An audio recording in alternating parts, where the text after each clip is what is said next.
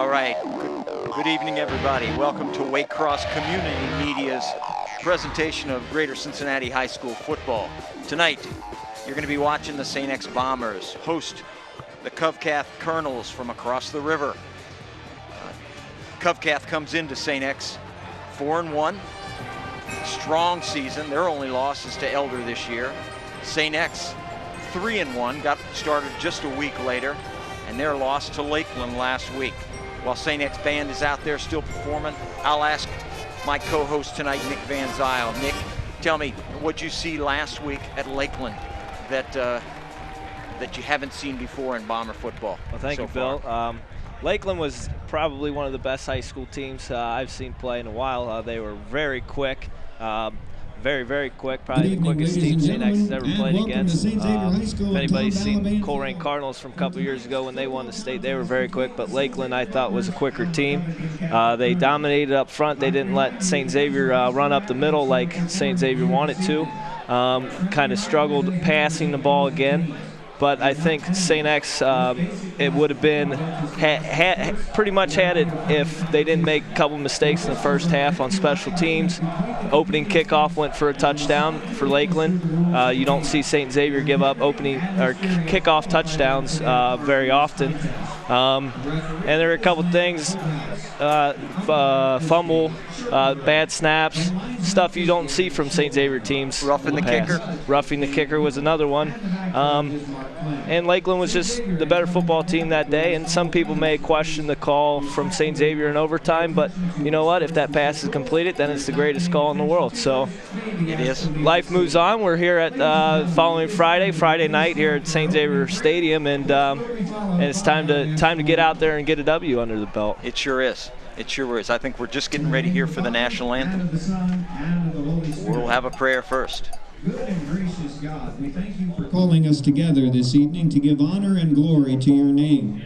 May what we do here on this field tonight celebrate our Catholic heritage and our traditions. Please bless our sons, our classmates, our fellow students who will be performing on this field tonight. May all that we do reflect that we are born in your image and likeness and are sons and daughters of Jesus Christ our Lord. Amen. And now, ladies and gentlemen, the playing of our national anthem. We start all games by the St. Xavier, we did this Something one, Blue. as we do all things, and that is in prayer, and then we honor our country with the national anthem. Oh, say, can you see by the dawn's early light what so proudly we held at the twilight's last gleaming, whose broad stripes and bright stars through the perilous fight o'er the ramparts we watched were so gallantly streaming, and the rocket's red glare, the bombs bursting in air, gave proof through the night that our flag was still there. Oh, say does that star-spangled banner yet wave o'er the land of the free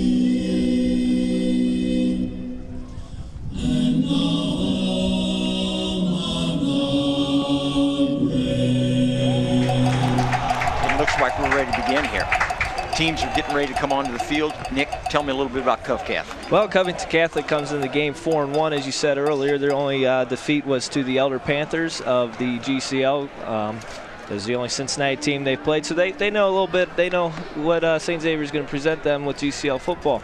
On the offensive side, Covington comes out with number 8, Sutton, who is a very good receiving tight end. If anybody remembers an Alex Albright sort of kid from last year's team, he's sort of like that. He is averaging, let me see, He's averaging 10.8 yards a catch. He's got 2 touchdowns on the year. And their big threat for wide receiver is number 1, Kurt Bovard. He's got 231 yards on the year with 14-yard catching average and 3 touchdowns. Their quarterback, number 15, Josh Blazer, he's decent. He's above average. He gets the ball to the main men, and he'll get the job done. He's 55 of 115 on the year with 8 touchdowns and 6 interceptions. So I think what St. Xavier needs to do is pressure him and make him throw quickly so that he doesn't have enough time to find the tight end, number 8 Sutton, and number 1 Bovard out there in the down the field. And from what you've seen of St. X's defensive line, of course not knowing too much about Covcat's offensive line, but is St. X's defensive line going to be able to pressure him enough to keep him off balance? I think so. They faced a very big offensive line last weekend and did a great job getting in there and pressuring the quarterback and making the running back run east-west instead of north-south. So I think tonight that they'll probably see a little bit smaller offensive line. I think they'll be able to pressure them. Well, Nick, we saw, as you mentioned earlier, we saw a lot of great athletes last week against St. X, and I'm sure Covcats brings their own host of great athletes. St. X just broke their huddle in the middle of the field, and we're just right near starting time here at Bomber Stadium. We have a band making their way off the field as the officials get everything in order out there. For the St. Xavier side of the ball, I think it's necessary tonight. Darius Ashley will not be starting, as we've heard from the coaching staff. I don't know how much he'll play with that turf toe that he's been suffering all year, but I think on the St. Xavier side of the ball, for offense, they need to get Pat Burning running the ball a little bit. I think it'd be nice to see Morris throw the ball a little more consistently tonight against probably a defense that's going to be playing a lot of zone cover 3.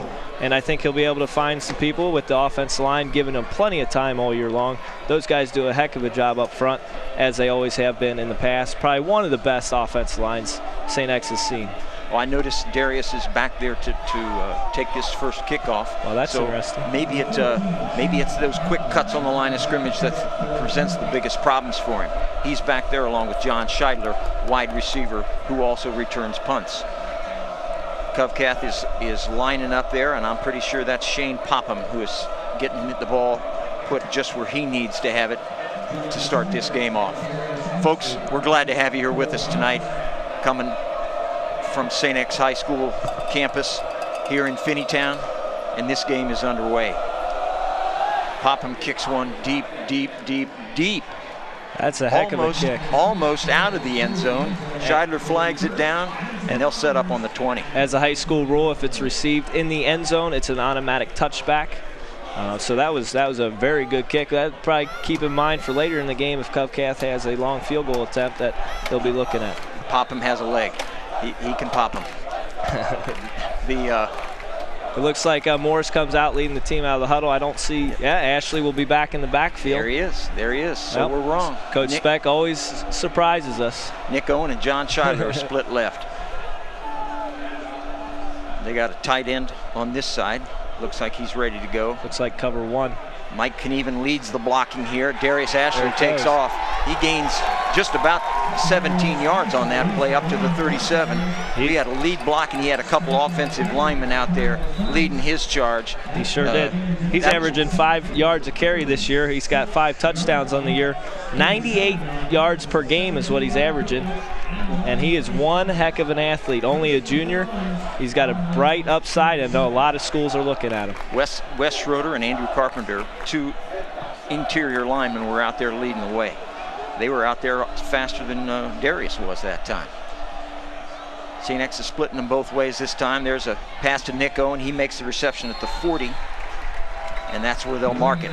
That was a good, nice, quick curl for Morris to get settled in. Let's look at this replay coming here.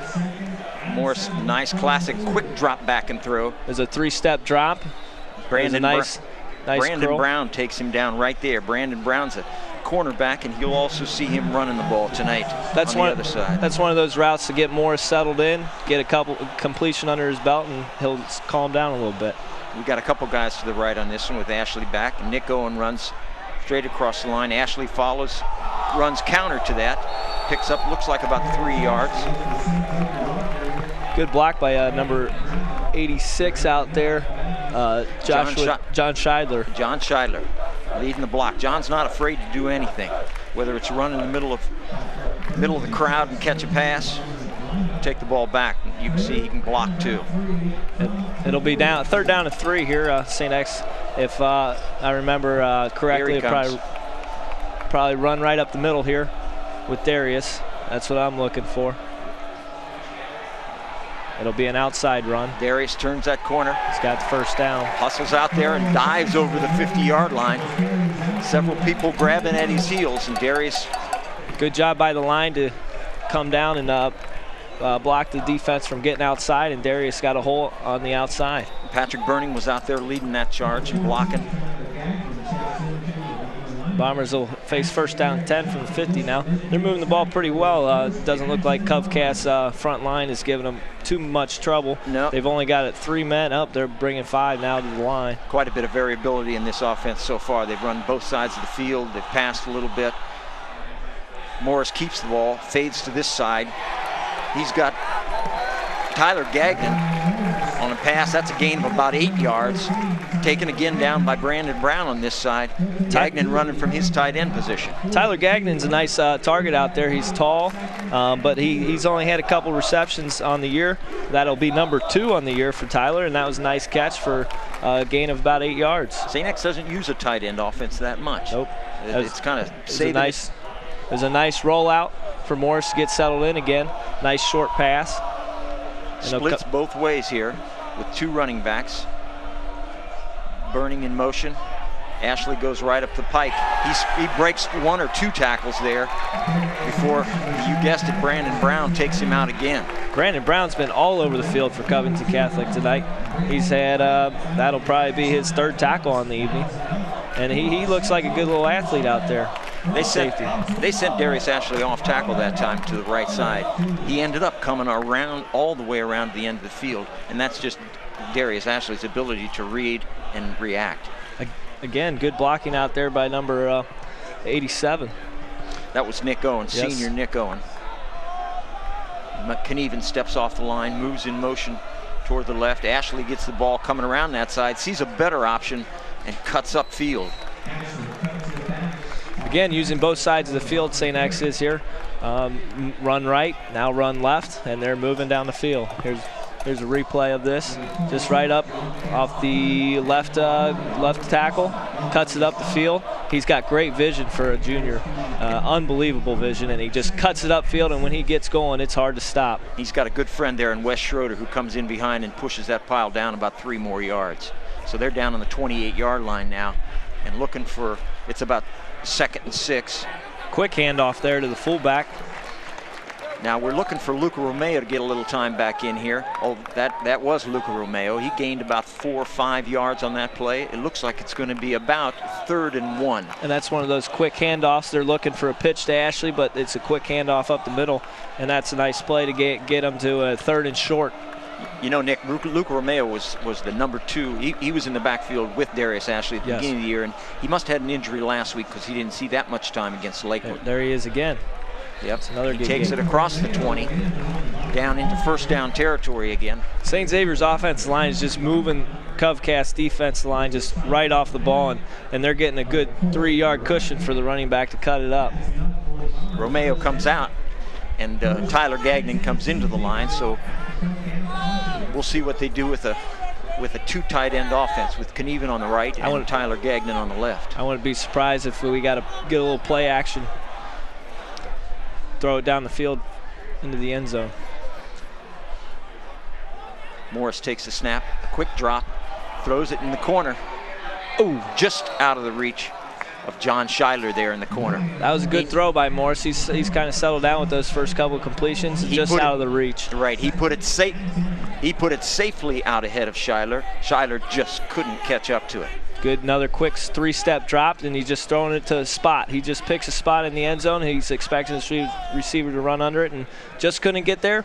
But we bring up 2nd and 10, and down on the 20, and I look for a run here from Ashley. Give some credit to Joseph Castaneda on that play, the defensive back, the corner for Covcath, who covered. He was right on John Scheidler all the way. There goes Darius Ashley up the pike. He squirts out of one tackle. Should have been down. Looks like he gains about 5 yards on that play. His athletic ability let him put his hand down to keep him balanced, and he popped right back up and kept running for another good 5-6 yards. It's amazing. You can almost imagine him doing that as a little boy at home, playing in the yard or in the front room, spinning around on his hand. He's getting a lot of use out of that move tonight. Here's St. X's first looking at a 3rd and mid-range yardage. First time of the night. It's probably a big play this early in the game. Don't want to have to settle for a field goal on such a nice drive like this. Now they've been moving the ball freely, so they really want to get 6 out of this one. They got Ashley's going right up the pike. Number 30 hit him real hard right there, and it's going to be 4th down. Sam Flynn was all over him. They went to shotgun there, and they did a nice draw, but the Covcath defense read it really well and made a stop. So let's see what Coach Speck elects to do. I think this early he may take the points. And, yep, he's sending in Milligan. Milligan's coming out. Number 4. Yep, I'm sure this is less than what they desired, but they're not gonna pass up an opportunity here. This will be about a 37-yard field goal. Yep, they can't take anything for granted here with Covcath. Nope, I take that back. It's a 30-yard field goal. From the 20, Morris holding. Milligan's up there. And no good. No good. Looked like it was wide left, Nick. Well, Bill, that's kind of disappointing. Move the ball freely down the field and don't come away with anything. St. Xavier defense is coming out on the field, and they'll be up for a challenge this week after they want to kind of prove themselves again after giving up 25 points last week. Kind of a lot for the St. Xavier defense, but again, that team was quick. Now Covcath will come out and look for Covcath to come out and spread it out a little bit. Run 3 receivers. Look for the tight end. The tight end is actually split end right now. He looks like he's in the slot there. He's in the slot. They got 2 guys in an I formation. Quick drop back pass. Ross Moran takes down number 1, Kurt Bovard, there on a quick pass that gains him about 7 yards. There's their man, Kurt Bovard, as I said in the pregame. They'll look to get him going, and again, they run a no-huddle offense, so St. Xavier's defense is going to have to be on top of their game. Not too many subs coming in and out tonight. It's going to be a game of constant adjustments for St. X. They're going to have to make them on the fly tonight. They got a single back, man out in the slot. He moves behind the line. An option type handoff going left, and he may have come close to getting that 1st down. That was a little zone handoff, pulling the backside guard, and that's their go-to run play right there. Looks like about a yard short. A quick handoff to Brandon Brown there, who takes it and is hit by Nick Schneider, and Fred Craig came up real quick to help out there. Here's 3rd and 1 for St. Xavier. Defense. All right, defense would like to get this stop right here. Blazer behind center here, shouting him out. Brown in the backfield. It's going right up the pike.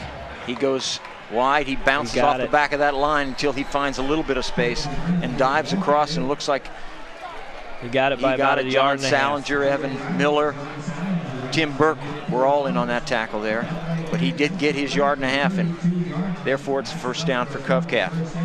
Covcath moves a little bit. They've had a couple early victories here, stopping St. X down by their goal, and now they're marching the opposite way. It looks like Nick Hudipole, number 78 on the Covcath offensive line. That looks like they're running right up his butt, you know. It looks like their man up front. That's a lot to run behind. Yes, it is. He's a good-sized boy at 230. However, St. X has theirs. Their boys are bulky as well. There's a no-huddle offense. No subs so far for St. Xavier's defense. Usually they like to sub in the defensive line. They sub a lot. Rovard comes out. He catches that pass before Eric Roby can take him down. That was another one of those quick passes for about 6 yards. And if they can keep that working, keep St. X on their heels, they're going to give them a little bit of trouble. I think Covcath is using the same strategy St. Xavier is with Blazer. They're just trying to get him a couple quick passes, get him settled in here on the road. Our corners are going to have to make an adjustment. Our linebackers, our defensive line is going to have to start pressuring just a little quicker to try to get him to. There's a quick inside pitch to number 29, Jace Ganshert, who comes across, runs right in front of Blazer, takes that ball. Looks like he may have gained one. Minimal gain there. St. X seemed to run right with him. Yep, they brought him in motion right before the snap and pitched it to him. And we had the corner, Moran was on the play down there. We got a real quick defensive line there. Joe Langen in there, Joe Richter, a nose guard, and Pat Muldoon, just a sophomore here on the left side over there. There he goes. We had a guy rushing hard. He got inside him, got up, and he's going to have another first down. It looks. They're just about straight below us here. Brandon Brown took that ball up before he was stopped. Brandon Brown runs hard, it looks like. He's a small little kid, but he finds the holes. He bounces it out a little bit, and he runs hard, puts his head up, finds the holes, and he's got about 11 yards tonight on 3 carries. Nick Snyder took him down there, and Nick's a big guy, and Brandon Brown looks pretty small, but Brandon must be pretty powerful as well. St. X is obviously in a period of adjustment here, learning what they're seeing, making some quick reads. Evan Miller's jumping a little bit there. He's trying to go in.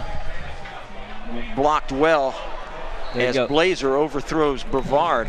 They brought the blitz there, making sure Blazer got rid of it quick so that the receivers down the field don't have time to get open, and right there was a good example of that. That's a good point, Nick. That's a good point. Brevard didn't have a chance to get to his spot where he needed to go because the pass had to come out about a second early. And now if they can keep making Covcath be the ones who have to adjust, then they can perhaps get an edge here early on. That's going to Brandon Brown there. He shuffles and slides a little bit. Looks like he gained about 3 yards there, maybe 4. Their offensive line is pushing our defensive line back a little bit right now. They are. Up front, they got some big boys up front. And Brandon Brown's got that step. He's a very, very quick back. He moves laterally very well. Again, the no-huddle offense, not allowing St. Xavier to sub up front. It's got to be a learning curve for St. X right now. They've got to be looking hard at this. That went through 2 people, number 8 and number 29. Went right over number 8, Peter Sutton, and number 29 just got a hand on it, Jace Ganshert, but St. X was covering, and again, that pass was thrown pretty quickly. Yes, it was. They had another blitz coming off the corner, St. Xavier did, and I think that was the first look that Sutton's gotten all night. He's their D1 tight end. He's very good receiving tight end, a lot of potential. Now they're back to punt. I think that was sort of a nice little win for St. Xavier after Covcath moved it out from the 20 and they make a punt. That's a good punt. John Scheidler's going to let it bounce out of bounds as that kick from... That'll come inside the 15-yard line to about the 13, it'll look like. That was a very nice kick. And Covcath got back. They won back the field position battle there. St. Xavier drove it down there, kind of took advantage of the field position, and now Covcath with that punt just won it back. Puts them right back in the 13. That punter, by the way, was Josh Blazer, their quarterback, who just stepped back a few yards and punted the ball. That was a very nice kick. Nice spiraling high. He allowed the coverage team to get down there, and they angled it towards the out of bounds. Looked like he knew right where he was going with it, didn't it, Nick? Yes. Single back there with Ashley. He takes the ball. He's running left. Stutter steps, and he gets up to about the 25-yard line. Looks like a gain of just about 11 or 12 yards, and he's going to have a first down before he was brought down by number 30 and number 9. Number 9, Pat Van Sant's down, and he's writhing. He's got a leg or an ankle injury. Number 30, Sam Flynn, was in on that tackle. Good blocking up front by number 69, Howard Patton, and the tight end, number 85, That was Knieven, Mike Knieven, yeah. Very nice blocking up front to allow Ashley to get outside. Knieven, what he had to do was get the end pinched going inside so that Ashley could bounce it out, and for a nice gain of 12 yards there. And Ashley is learning as each game goes by just how to read these blockers a little bit better. Howard Patton is one of our seniors, and he's and it helped a lot that Ashley had a significant role in last year's state championship team. Exactly. Being a sophomore, and this year he's one year more experienced, and it's going to be a fun year again. And next year he'll be even better, which is scary because right now he is really good. So far tonight, he's had 8 rushes for 60 yards. He had 120 yards against an unbelievably fast defense last week. So that's credit to our offensive line, too. Those boys can stand with anybody. Yes, they can. Again, Howard Patton, I want to just mention, gets a heck of a workout in the game of football. He'll go offensive line all night long, and then whenever in certain situations, they'll run him out there on the defensive line as well, Nick. So he's going to be tired by this time this game's over. Yes, he will. He provides a lot of senior leadership, by the way, too. And that's definitely needed on a team like this, which was young last year, one more year experience, but seniors always help with the leadership role. St. Xavier has run 13 plays tonight, 79 yards, and 8 plays have gone to Ashley for 60 of the 79 yards. So Darius has played a role after I said at the beginning that he was not going to start and maybe not play much. But Steve Speck's got his own ways, and he surprises us all the time. Yep. They're taking Pat Van Sant off. He's up. Good to see him up. It is definitely a foot or ankle injury there. Perhaps a knee, somewhere down there. So our prayers go out to Pat Van Sant tonight. Hopefully he can recoup and get back in there. Maybe get back in the game, but hopefully he's not out for the year. Yeah, hopefully be ready for next week. Doesn't look like he's going to be back in tonight the way. That's pretty gingerly walking over there. Although Pat, he's only a sophomore, so he's got a lot of upside. He plays both ways. He's a 6'2", 170 kid, so hopefully that they'll get him all set and maybe back in the game and hopefully back for next week. You know what, Nick, Covcast's one of those schools. They're just not afraid to play anybody. No, they're not. They build themselves a really tough schedule, and they've already played the Elder Panthers. Yep, they're played Dixie Heights, Newport Central Cath, and Beechwood. No problem for them coming across the river. Okay, Morrison behind center. This time it goes to Burning inside. Stop and play. It'd probably be a false start. That whistle blew early. That's the first penalty of the game, I believe. Yes, it is, Bill. And here we are with 2:53 left in the first quarter. A lot of runs take the time off real fast. Looks like it's going to be against St. X. Dead ball, false start. So that'll move St. Xavier back 5 yards. It'll be first down and 15 now on the 20. That kind of hurt. That kind of takes a wind out of your sails after a 12-yard run, moving the ball out. But let's see what they got here. See how differently they do things. Again, we got 2 backs and an offset eye. Burning's down. Quick drop back. Pass goes to Milligan right in the middle. Slant. Another 3-step drop, quick slant. They caught Covcast playing cover 3, which means the corners are playing about 10 yards back. Milligan took about 3 steps, quick slant, looked, there was the ball, right, perfect. A little high, but it was a good catch. Milligan made a real good catch before he's taken down by Will Geisen there. Nice move for about 11 yards. This one's going to Ashley. He stutter steps, breaks 1 tackle, gets around. He might be close to a first down. I think he's going to be just short, Bill. Just short. He made that on his own. Yes, he did. Somebody had him right there. He jumped out of his grasp and got about 3 or 4 more yards, and they're gonna spot it just about 3rd and a half yard. I think Covcast's strategy tonight is you're not going to be able to stop the kid, but try and contain him. If we can slow him down on the first few touches, maybe somebody else will get to him. Yep. And they're employing that, but you got to think when you're watching it, matter of time. Here's the heavy set for St. Xavier. Everybody's up front. Ashley goes in. He jumps over his down blocker, Howard Patton.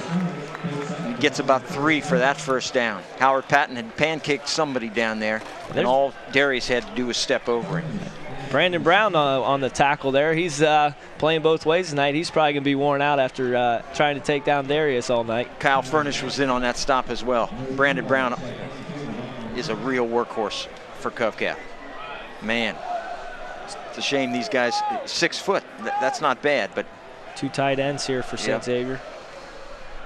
Stacked line, got 2 split wide to the left. It's a fake. Morris goes wide right. Picks one of those tight ends, Tyler Gagnon. He chooses to run inside, makes a nice move to avoid his first tackler. Nice gain of about 16, 17 yards. Another nice play that is there. They were keying on Darius there. Nice play action play. Rolled him out. He was looking downfield actually for Milligan. That's why he took a little bit of time. He knew he had Tyler out there in the flat, so he said, let me look downfield, and then didn't have anybody, took Tyler, and that's Tyler's second catch on the night. That's a pretty nice safety valve right there, because it looked like he was going to go long left, and maybe he had Covcath believing that as well. Tyler Gagnon had a nice little run after the catch there. This is going to Ashley. Ashley makes his cutback. There he goes. His cutback, and he's brought down from behind by number 40, Will Geisen, on a great tackle. But man, that was quite a run too. That was another great gain. I'm guessing here about 17 Again, yards. the offensive line is moving the defensive line about 3 yards off the ball right away, and it's giving Darius time to get up the field 3 yards and then find a hole somewhere and cut it up. Nick, am I mistaken? It looks to me like Covcath is almost over-responding. Yep. When they see the line going one way, they really charge that way. Darius turns and runs behind him. And they're not taking into account the cutback lanes. That looked like Luca Romeo in there on that play, making a dive right down there, and for little, if any, gain. He ended up right on the line of scrimmage there. That'll be the end of the first quarter. Kind of a disappointing quarter there, I thought, for St. Xavier. They moved the ball very, very well, but it's still 0-0, and Covcath's hanging in there. Covington Catholic's only possession of the evening. They moved the ball. They moved the ball a little bit for 12 yards, but nothing too serious. A nice punt that kept him in the field position, but Darius is just cutting back and cutting up this Covington Catholic defense. And as I said, the offensive line is doing a great job up front. You're right. St. X's has to feel that a little disappointed after this quarter, not being able to score against a tough Covcath team, a team that's hard-nosed, obviously, and they came to play. They're not going to give St. X anything. As seen through number 20, Brandon Miller. Brandon Brown, excuse me, on both sides of the ball, running back and safety. He's probably had about 5 or 6 tackles out there on Darius. You got to believe, though, that that's going to take its toll when it comes down to fourth quarter, and he's been playing full-time both ways in such an active role. Some first quarter stats. Covington Catholic rushed the ball 4 times for 12 yards. They had 14 pass yards for 26 yards on 9 plays. St. Xavier rushed the ball 14 times for 93 yards. They have 43 pass yards. 4 of 5 is Morris tonight, for a total of 19 plays and 136 yards. Nick, they're setting up on the 23-yard line, St. X is. Heading now to the left of your screen. Morris in a shotgun position, Ashley up the middle. Nice gain, about 7 or 8 yards there too, as Darius dances through that line, dances through the holes that our line creates for him. Another cutback, as Covington Catholic was over pursuing, as they say. There's Brandon Brown again. Number 55, number 23. Number 55, Will Frazier, blocked number 17 on that play, way back beyond the tackle. Double tight end again. Yep, double tight end. We're seeing a lot of that tonight. Ashley in the backfield. He gets the ball going right, round end, looks, stops, cuts back upfield for a couple. It's going to be 3rd and very short. Very short. There just wasn't a hole out there that time. Covington Catholic did a nice job there of actually now covering the cutback lanes. And they said they're heavy hitters. Cut back upfield. Sending their heavy hitters in, with number 48, Wendell Taylor, going out, and Fred Craig, who is a defensive safety, comes out in that offense to play. That's what you call the heavy set. Kind of a fullback the big position. Set. Last week against Lakeland, Fred Craig caught a touchdown pass coming out of this role. There's first down. They went for it on 4th and 1, and they got the gamble. They took the gamble. They knew that they've been pretty much dominating Covington Catholic's D-line and knew they could push them off the ball, and went straight up the middle for a first down. And was that Wendell Taylor on that carry? Or was that Darius Ashley? Darius Ashley right up the middle. Ashley. One of these days, Wendell's going to get the ball and open things up a little bit. Number 19, Luke Ewald, is into the game. He's split wide to the right with Nick Owen on the left side, drop back position. But the ball goes to Luca Romeo, I believe, up the on kind of a counter. He's a hard runner also. He is a very hard runner. He's a very hard runner. Let's see what he gained on that, and maybe two or three. The last time, this is where St. Xavier kind of stalled. They tried to get a little cute down here. Let's see if they just stick with what's working right now, and that's obviously the run game. That puts them over 100 yards rushing tonight, 106 total for the St. Xavier Bombers. All right. Here goes Ashley running left. He's going to be caught in the backfield this time. He didn't get out of there that time. Number 40, Will Geisen, was back in the backfield quick. He has also been all over the field. Looks like somebody missed an assignment that time, Nick. But Will was in there right away and made a great tackle on Darius. Not many people tackle him one-on-one. No, and he had him he just grabbed his shirt. So it's a 3rd and 12 for the Bombers as they face the same situation, Nick, that they had the last time. This offense does not want to get into 3rd and long situations all night because just not suited. Obviously, they run the ball better than they pass, but let's see what they got on this play. Under center, Morris. He takes a snap, quick drop back, fakes a handoff. Got a good blocker there. Uh-oh. Morris throws the ball out of bounds as he's forced out of bounds over on the far sideline there. I don't know. Number 17, Joe Brueggemann. I don't know how much the play action did there on 3rd and 12, but coaching staff knows more than I do. Rolled out to the right, just couldn't find anybody open down there. He was looking to the back side, but just didn't come open. And he tried to throw one down there to number 87 Owen, but he threw it where nobody else could get it. Nobody was going to get that one. They're going to have to try for a field goal. It looks like about a 31-yarder. Here's Milligan again. Missed a 30-yarder earlier. Morris holds and Milligan puts one up, and this time we might have 3 points on the board. Way to go, Danny Milligan. Again, another 31-yard field goal. Another nice drive that started at St. Xavier's own 13, went all the way down the field, got it to about the 8-yard line, and just they stalled again. I think they're doing a great job of concentrating, getting the ball down the field, and then once they get down there, they've just got to finish the drive. I know Coach Specht will be on them at halftime about finishing drives because they've had 2 now that could have easily turned into touchdowns, but they've only got 3 points. And you know what? Covington Catholic has got to be feeling really good about themselves, only having the ball once, giving up long drives, and only being down 3-0 right now. Well, they almost didn't finish that field goal. Morris took a snap there and just got it down before Milligan's foot went through that zone. Good hold by Morris, way to get it down. Credit to Morris. Good job. Good job getting it down. So let's see if Covington Catholic can get anything going here on offense. And Danny Milligan's going to try to do the same thing that his opposite number Shane Popham did and put one into the end zone. And Danny is really good at this.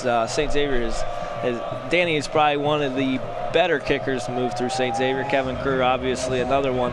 But Danny does a great job on kickoffs, great job on field goals, and then he does a little receiving. Another the same factor you said before. Him doing this as a sophomore, now coming out as a junior, gives him that much experience, and man, does that ever help. This one is into the end zone. Touchback. Touchback again is rule in high school. It's an automatic touchback. Move the ball to the 20-yard line if it goes into the end zone. And I think Danny has put most of them in the end zone. As they always do, the St. X special teams run down there and ceremonially touch themselves into the goal line and come back to the sides, send that defense out.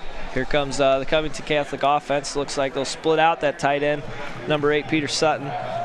They're really spreading the field wide here. Yes, they do. That's their specialty. He's got 2 running backs with him, does Josh Blazer.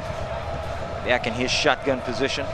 He takes the snap, hand off to Brandon Brown going right up the pike, but that hole closed up real quick there. It looked like Nick Schneider was the closer. There's another run up the middle off Nick Hudipole, number 78, trying to move back the St. Xavier D line. And they did. Here it was, almost fumbled snap. They get 4 yards on that play. Number 70, Daniel Heath, also made a great block. Now they'll spread it out, no running backs, 3 receivers, once again, 2 tight ends. Shotgun offense. Blazer steps back. Pass all the way this time.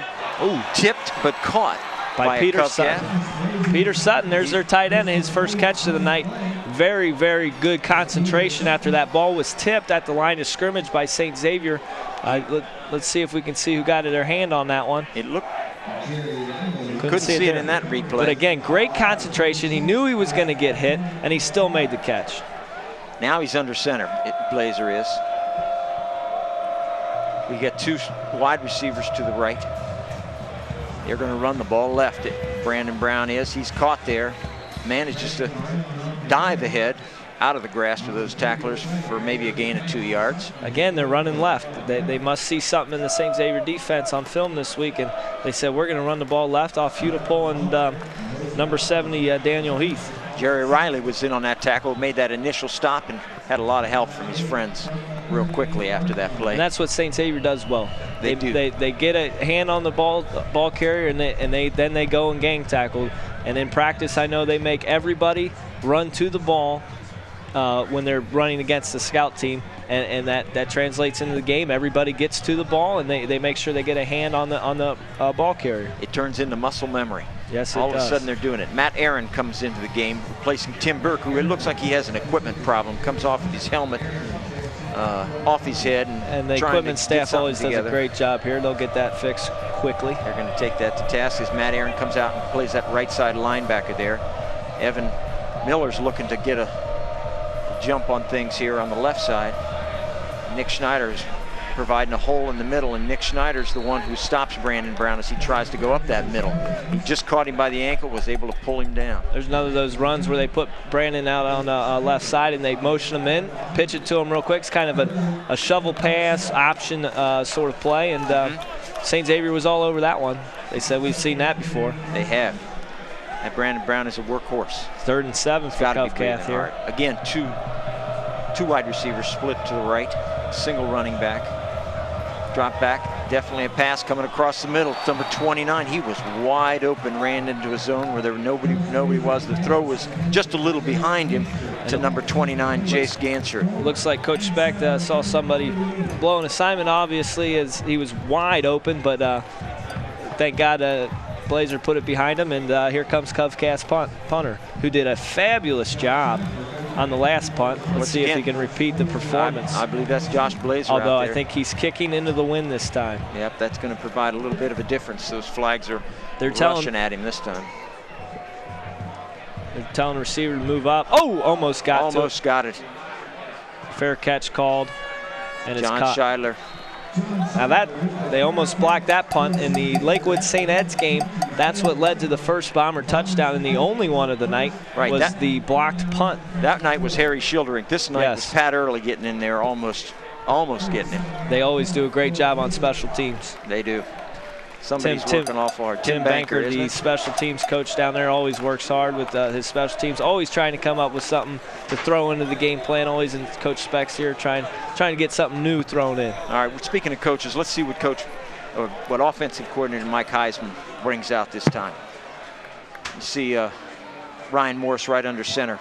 Looks like Luca Romeo behind him in the backfield. Tyler Gagnon moving across behind, in motion. Romeo's there to block.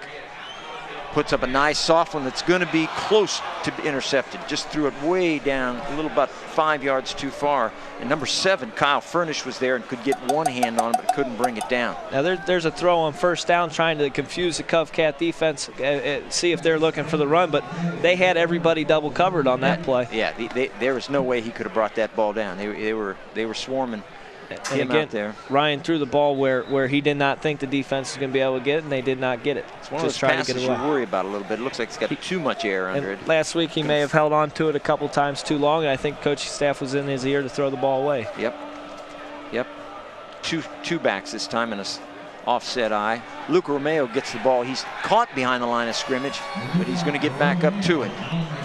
Going to it, number 17 and number 34, Joe Bruggeman and Corey Riley were in on that stop again before he got to the line of scrimmage. Wow, number 34, Corey Riley was in there almost before the handoff was made. All right. They're solving the offensive line of St. Xavier. Now St. Xavier's got to make the adjustments. Darius Ashley's back in the game now.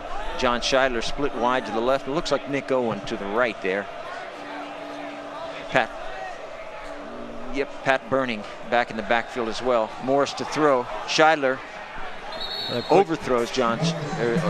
Comes down the left sideline. Coach Beck wants a pass interference call, but I think that ball was thrown out of bounds, and I think it was an uncatchable ball. Yeah, I don't. If he'd have caught it, it would have been ruled ineligible because it was way out of bounds. Yeah, it was about 5 yards out of bounds, so it was uncatchable. And here comes the punt team again. Milligan to punt. Luckily, we're going north. Yes, he's punting with the wind.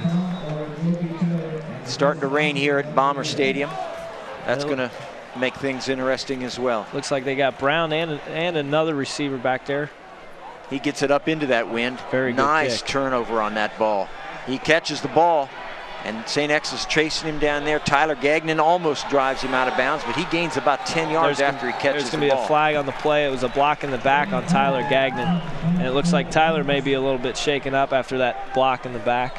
So it'll be 15 yards from the 25-yard line. And Tyler's getting up real slow there.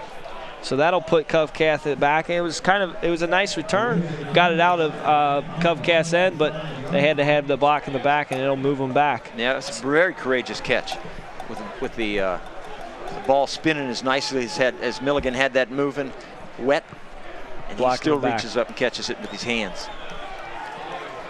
In the rain. Look at this. There he is. That's Castaneda. Here comes the block in the back, right there. He was just shoved down. There were two block in the backs on that play. Before Evan Miller shoves Castaneda out of bounds, and this will put Covcath in a tough field position. So Covington Catholic will come back on the field. They'll start probably inside on the 15-yard line. Like right there at the 15. They've had 3 first downs tonight. They're just kind of moving it slowly but surely. Haven't really had a big drive. Haven't really gotten it past 50, but they've been efficient. With 5 minutes and 36 seconds left in this half, Covcath's got to love the position they're in. Yes, with a heavily favored St. X. Especially when they've only had 45 total yards tonight to St. Xavier's 146. I think what Covcath's looking to do here is obviously move it down the field within the 5, maybe waste a little bit of time off that clock, and hopefully go into the half either tied 3-3 or up 7-3. Now what St. Xavier's defense is looking to do is get a 3-and-out here, make them punt into that wind, which is pretty strong tonight, as we've seen on those first 3 punts,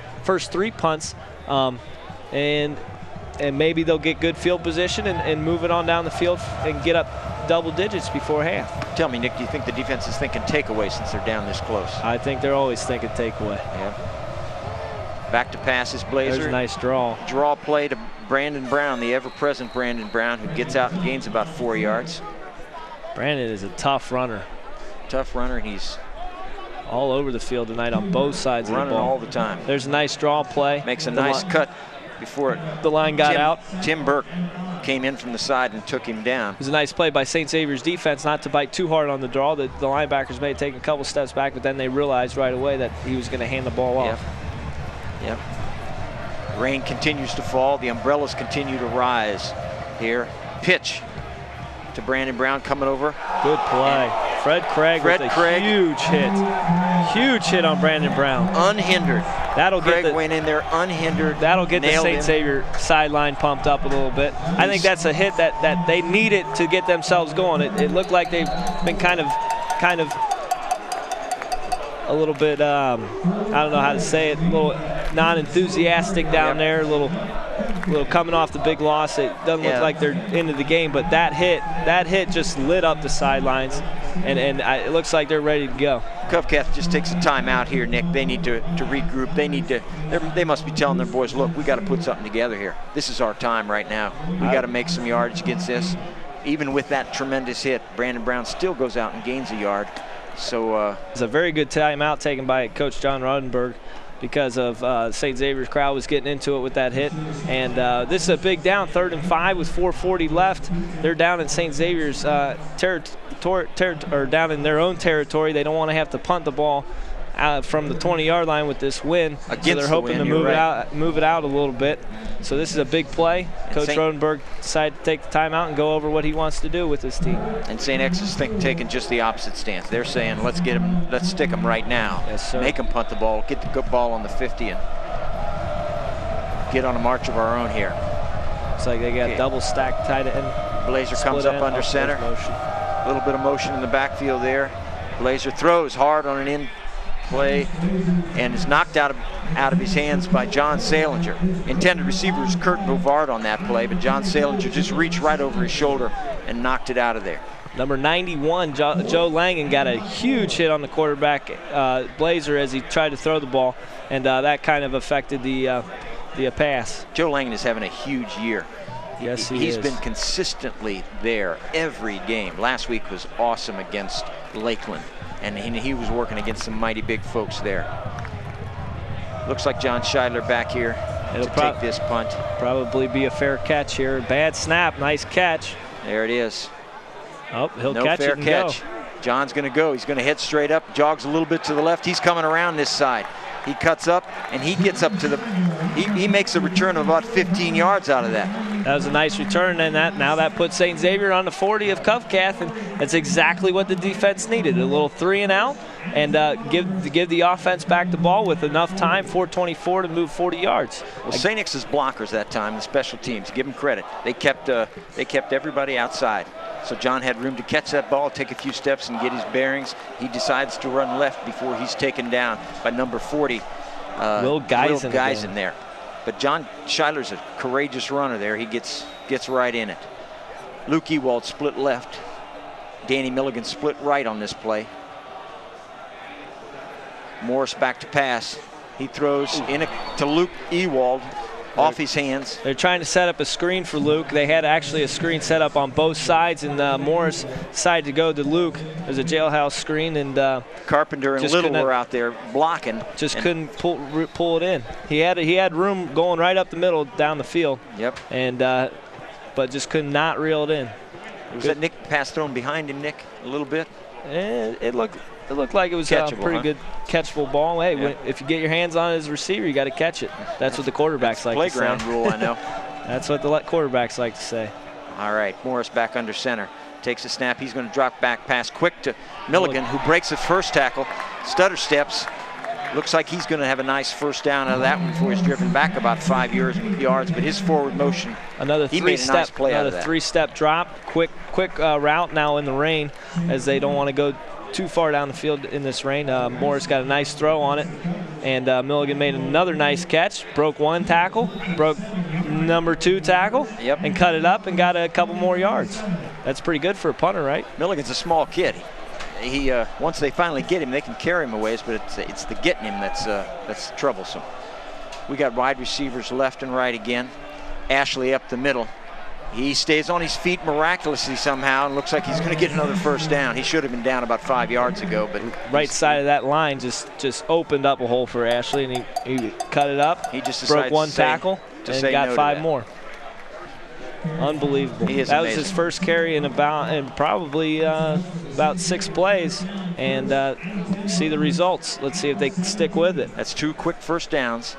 They got a little momentum going. They're going to have to keep this going. Now they're inside the 20 again. This is their 3rd venture inside the red zone. They've yet to come out with a touchdown. Luca Romeo takes this, and they're going to just by force of sheer will get him down to another first down. That was a team effort. That's another quick inside handoff after, and then he fakes the pitch to Ashley. That's the play they ran against Lakewood St. Ed that Romero broke for probably an 85-yard gain in the St. Ed's game that led to the field goal to make it 10-0. Exactly. That was a machine moving down the field that time. Now this is where St. X got to the last 2 times. Let's see if they can finally finish the drive and put it in. They got about 6-7 yards to go here. Morris under center. Romeo leads. Ashley follows. Looks like he gained about 5 that time. Hand off to the bread and butter. They got to stick with the bread and butter down here. Yep. And they got down to about the 2-yard line. Let's see if they can punch it in on this play. Well, Nick Ashley went over 100 yards here. Yes, he already did. He's got 17 carries for 106 yards. Now, when you look at those stats, that's got to be extra frustrating for one man to have 100 yards and still not be in the end zone. 106 yards for Ashley, 184 total for the St. Xavier Bombers to Covcast 51. Okay, Morris steps up under center. Ball goes to Ashley. He runs right this time. Should be in. Gains It a looked little like bit. he got in. He's going to be close. Short. Here comes It'll be 3rd down and 1. Wendell Taylor and Fred Craig Here comes the heavy are set. sending Mike Knieven and Nick Owen back to the sideline. Maybe Fred will get a rushing touchdown this week. He just may. They want to try a little surprise and hand it off to Fred Craig or even Wendell Taylor. I got to believe you got to stick with Darius. Yeah. They absolutely have to have this score. There's no luxuries here at this point in the game. They're going to have to go to Ashley, and they sure do. And Ashley dances in, jumps over his line, walks into the end zone, and finally St. X turns a red zone possession into a touchdown, and the score goes up to 9-0 for St. X as Milligan comes back out on the field to try this extra point. Another very efficient drive. Just ran the ball, 1 pass play in there. Just kept pounding it up the middle, and finally they finish a drive. I think Coach Speck's going to go in there and say, hey guys, we can finish these drives. Let's keep doing that. We got to come right back out and do it again now. Milligan's kick is up, and it is good. Mr. Automatic on the extra point. 10-0 St. X Bombers over the Covcath Colonels. 1:49 left here in the half. Now Covington Catholic's got to be over there wondering, okay, what are we going to do here? We're only down 10-0. Still, they got to feel like, okay, we're only down 10-0. It could easily be 21-20 right now. We talked about the battle of wills there a little while ago when Covcath wanted to make a statement, and we thought maybe St. X's defense wanted to stop them right there and give them good field position. St. X won that one. They got what they wanted. They got their field position, and they took advantage of it finally. Sure did. Started at Covcast 40 there. Had about 5-6 run plays, 1 pass play, and put it in the end zone. Now here's the key. The St. Xavier defense needs to come out, respond, say, we're going to play our butts off for 149, get a stop, go to the locker room with a shutout, 10-0, and then we're going to come out in the second half, and hopefully the offense can put a couple drives together and put it in the end zone. And what Covcath desperately doesn't want to do is allow anything to happen where they lose possession of this ball. No turnovers for Covcath, especially with only 1:49 left. I'm thinking, if I'm Coach Rodenberg, I'm thinking maybe, hey, let's just take this 10-0 deficit and get to the locker room and figure out something for defense. As Milligan puts it over the end zone this time, it bounces into the crowd of kids, and they might have a little good time with that ball before it comes back onto the field. They may not see that ball again. Yep. The good old kids, they send it back. So they'll start out at the 20-yard line. And like you said, Bill, they do not want a turnover. That would be the least thing that they want to happen. They'll probably run the ball a couple times here and try and feel out the St. X defense. If they get a couple long runs, then they may think about throwing the ball. And St. X, on the other hand, they definitely want to stop again. They want Covcath to have no momentum going into the second half. And St. Xavier has. There. Brown gets that ball, and he's coming left big time. There's a gain of about 12 yards right there as he steps out. And they efficiently clock off a quick first down. St. X didn't want that. And with their hurry-up offense, they're quick. They can make a quick strike down the field with this no-huddle offense that they run all the time. So they're used to running the no-huddle offense. That's right. They get the clock to stop with that first down. That's in their favor. Another great replay from the guys. Wide and left. There's a little movement there. Movement there, definitely. That's going to slow them up. They don't want that. They don't want that. That reversal again, that hurts. A 12-yard run. Get it out to the 32-yard line, and then you have a penalty that moves you back 5 yards. Is that just one of the hazards of running a no-huddle offense? Is that once in a while that's going to happen? I think so. You gotta figure that into as a liability in that kind of an offense. But it looks like Covcath has made the most of this offense with a 4-1 record coming in here. So they've proven it can work. Looks like they may hand the ball off again with 2 backs in the backfield. Jerry Riley's going to try to sneak in there on a safety blitz, and that ball goes either over or under somebody. It went right between two receivers. Number 28, Joe Hearn was out there to receive that ball. Excuse me, I think that was 29, Jace Ganshert. Yes, it was. As a quick drop, they tried to get a quick slant. Couldn't quite hit him. Probably the ball slipped out of his hands as the rain's coming down. There was a lot of motion in there, pretty good too. right now. A lot of motion. As I say, Jerry Riley was coming in on a safety blitz on this left side. He was successfully blocked, but I think he was making him think. And there's another quick pass, and Jason Ganshert's got that one. And that ball is going to, and there's a couple flags going in there. And you got to think that was roughing after that was a quick flag for roughing the receiver after the play. Yeah, the play wasn't even over really when those flags came in. Personal foul, though. Yep, face mask, that's what it was. Can't see that from this far up here. That's what they responded so quickly to. That hurts. That was a nice quick play. That's going to be a 15-yard face mask because it was a personal foul. They say that St. Xavier brought the ball carrier down by the face mask. Let's see if we can see it on this replay. Throw, quick slant, nice catch by number 29. The ref was in the way there. But and Fred Craig, it looks like, must have been getting on the face mask. Here's Covcath now behind center. On St. X's 47. That's Here a blitz Miller. on the part of Miller, but Brandon's running the other way. Brandon Brown, and he gains about 3 or 4 yards there on that play. They seem to be brought down by Burke, and looks like Ross Moran out there on that side. When they've been running the ball tonight, they seem to be running away from the blitzes, but it's all been up the left side behind Hudipole and number 70, Heath. They're a well-seasoned team, this Covcath is. They know what they're doing. They're not going to panic. You can tell that.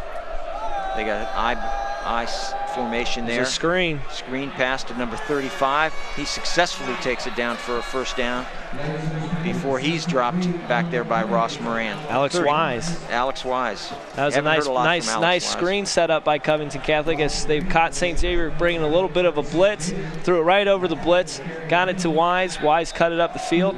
Good blocking downfield by number 63, Zach Franksman.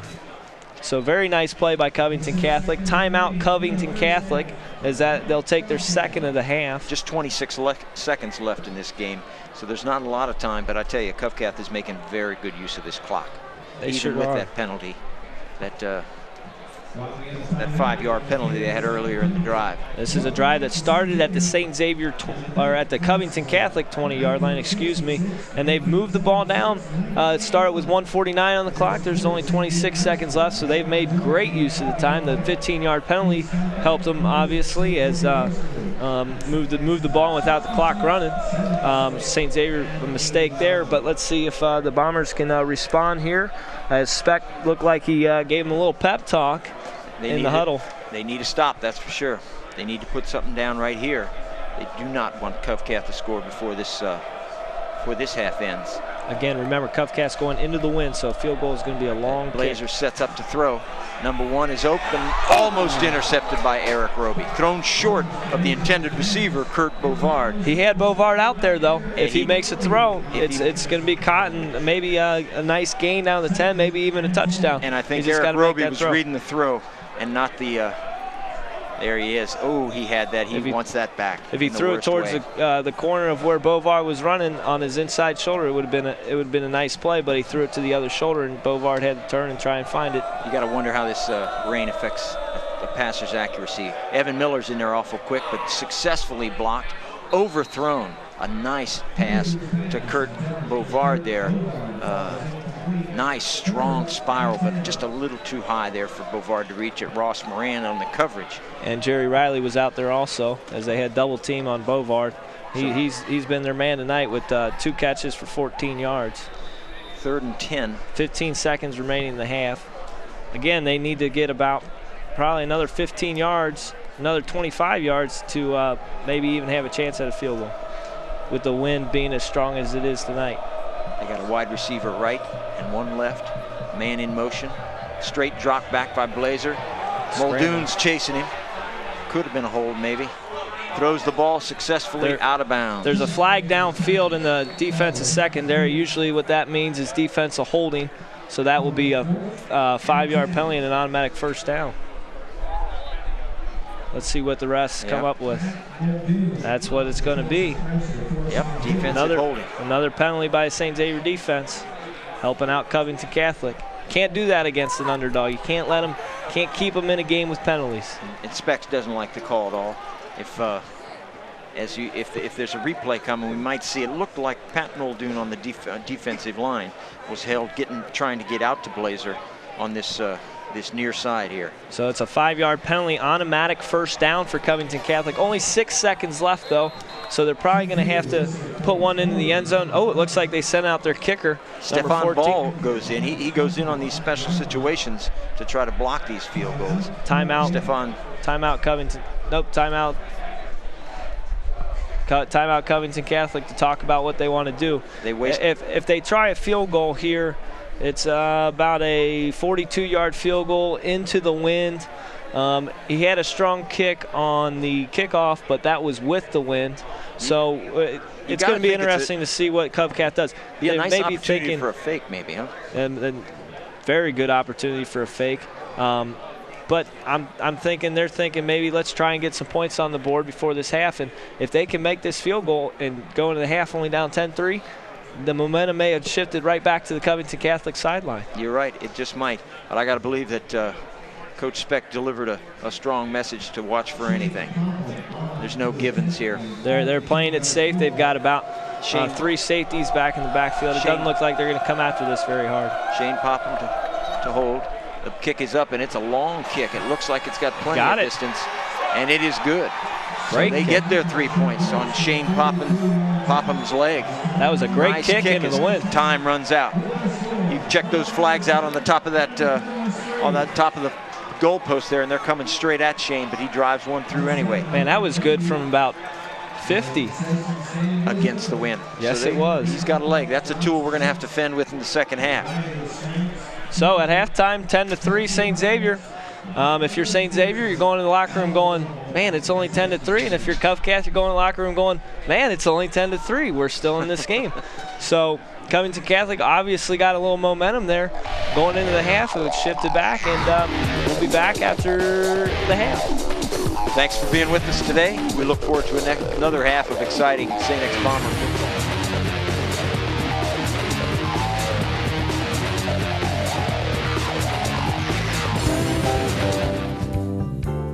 Is Waycross Community Media.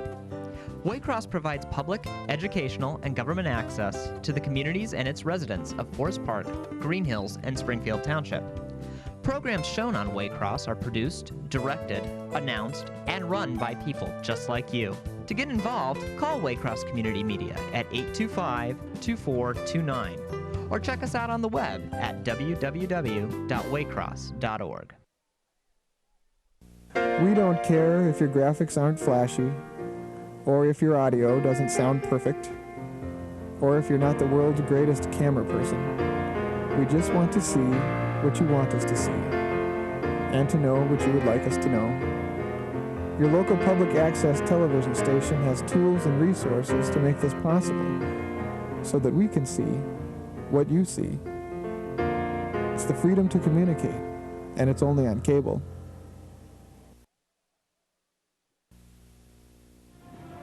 If there be time to expose through discussion the falsehoods and the fallacies, the remedy to be applied is more speech, not enforced silence. Public, educational, and governmental access television is such a remedy, providing every community with a forum for free expression. PEG Access empowers every voice to be heard. It's the freedom to communicate, and it's only on cable.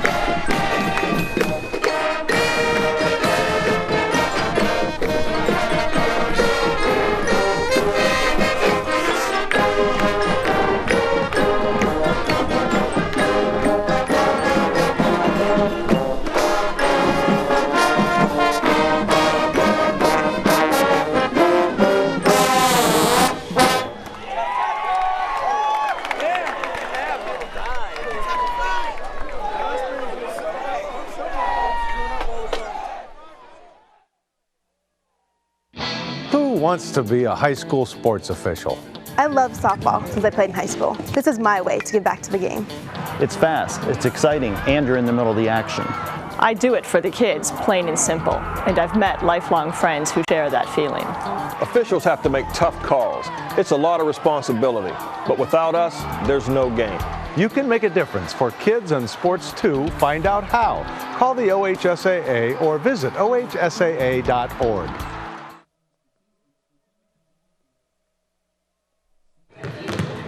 Over here, continue to work on that passing while I go talk to the people over here. These players are getting ready for a lot more than just a ball game. High school athletes are getting ready for the game of life. They're learning discipline, how to play by the rules, the self-respect that comes from hard work, and the importance of respecting others as well. It simply comes down to this. Respect the game! They ready to box me out and knock me down. That was good. Hi Regina, it's Mary. How are you? I'm good, they're on the ground. Anything that could break has broken since he's been gone, including our house. And we've actually moved into a whole new house here that he's never even seen. This is my house. This is your house. What is it? That's your cat. Cat. You know that. You can't read. Can't you? You cannot either. Can't you? He's a boogie boogie bugle bar company bee. A root, a toot, a toot, the attitude blows eight to the bar. I'll be seeing you in all the old familiar places that this heart of mine embraces all day through. I'll find you in the morning sun, and when the night is new, I'll be looking at the moon, but I'll be seeing you.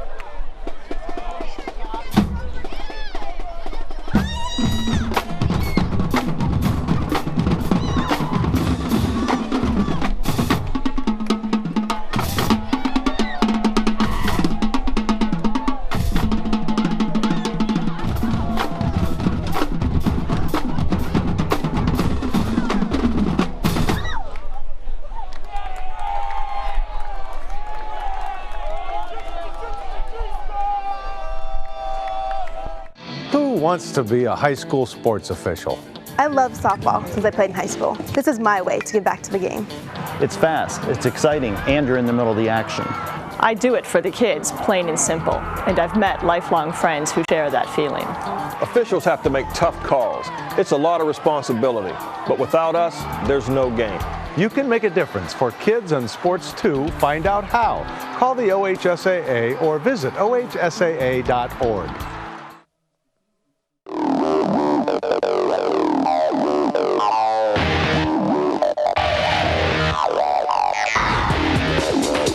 Welcome back to Tom Balaban Stadium here at St. Xavier High School for the second half of the Bombers Covington Colonels game.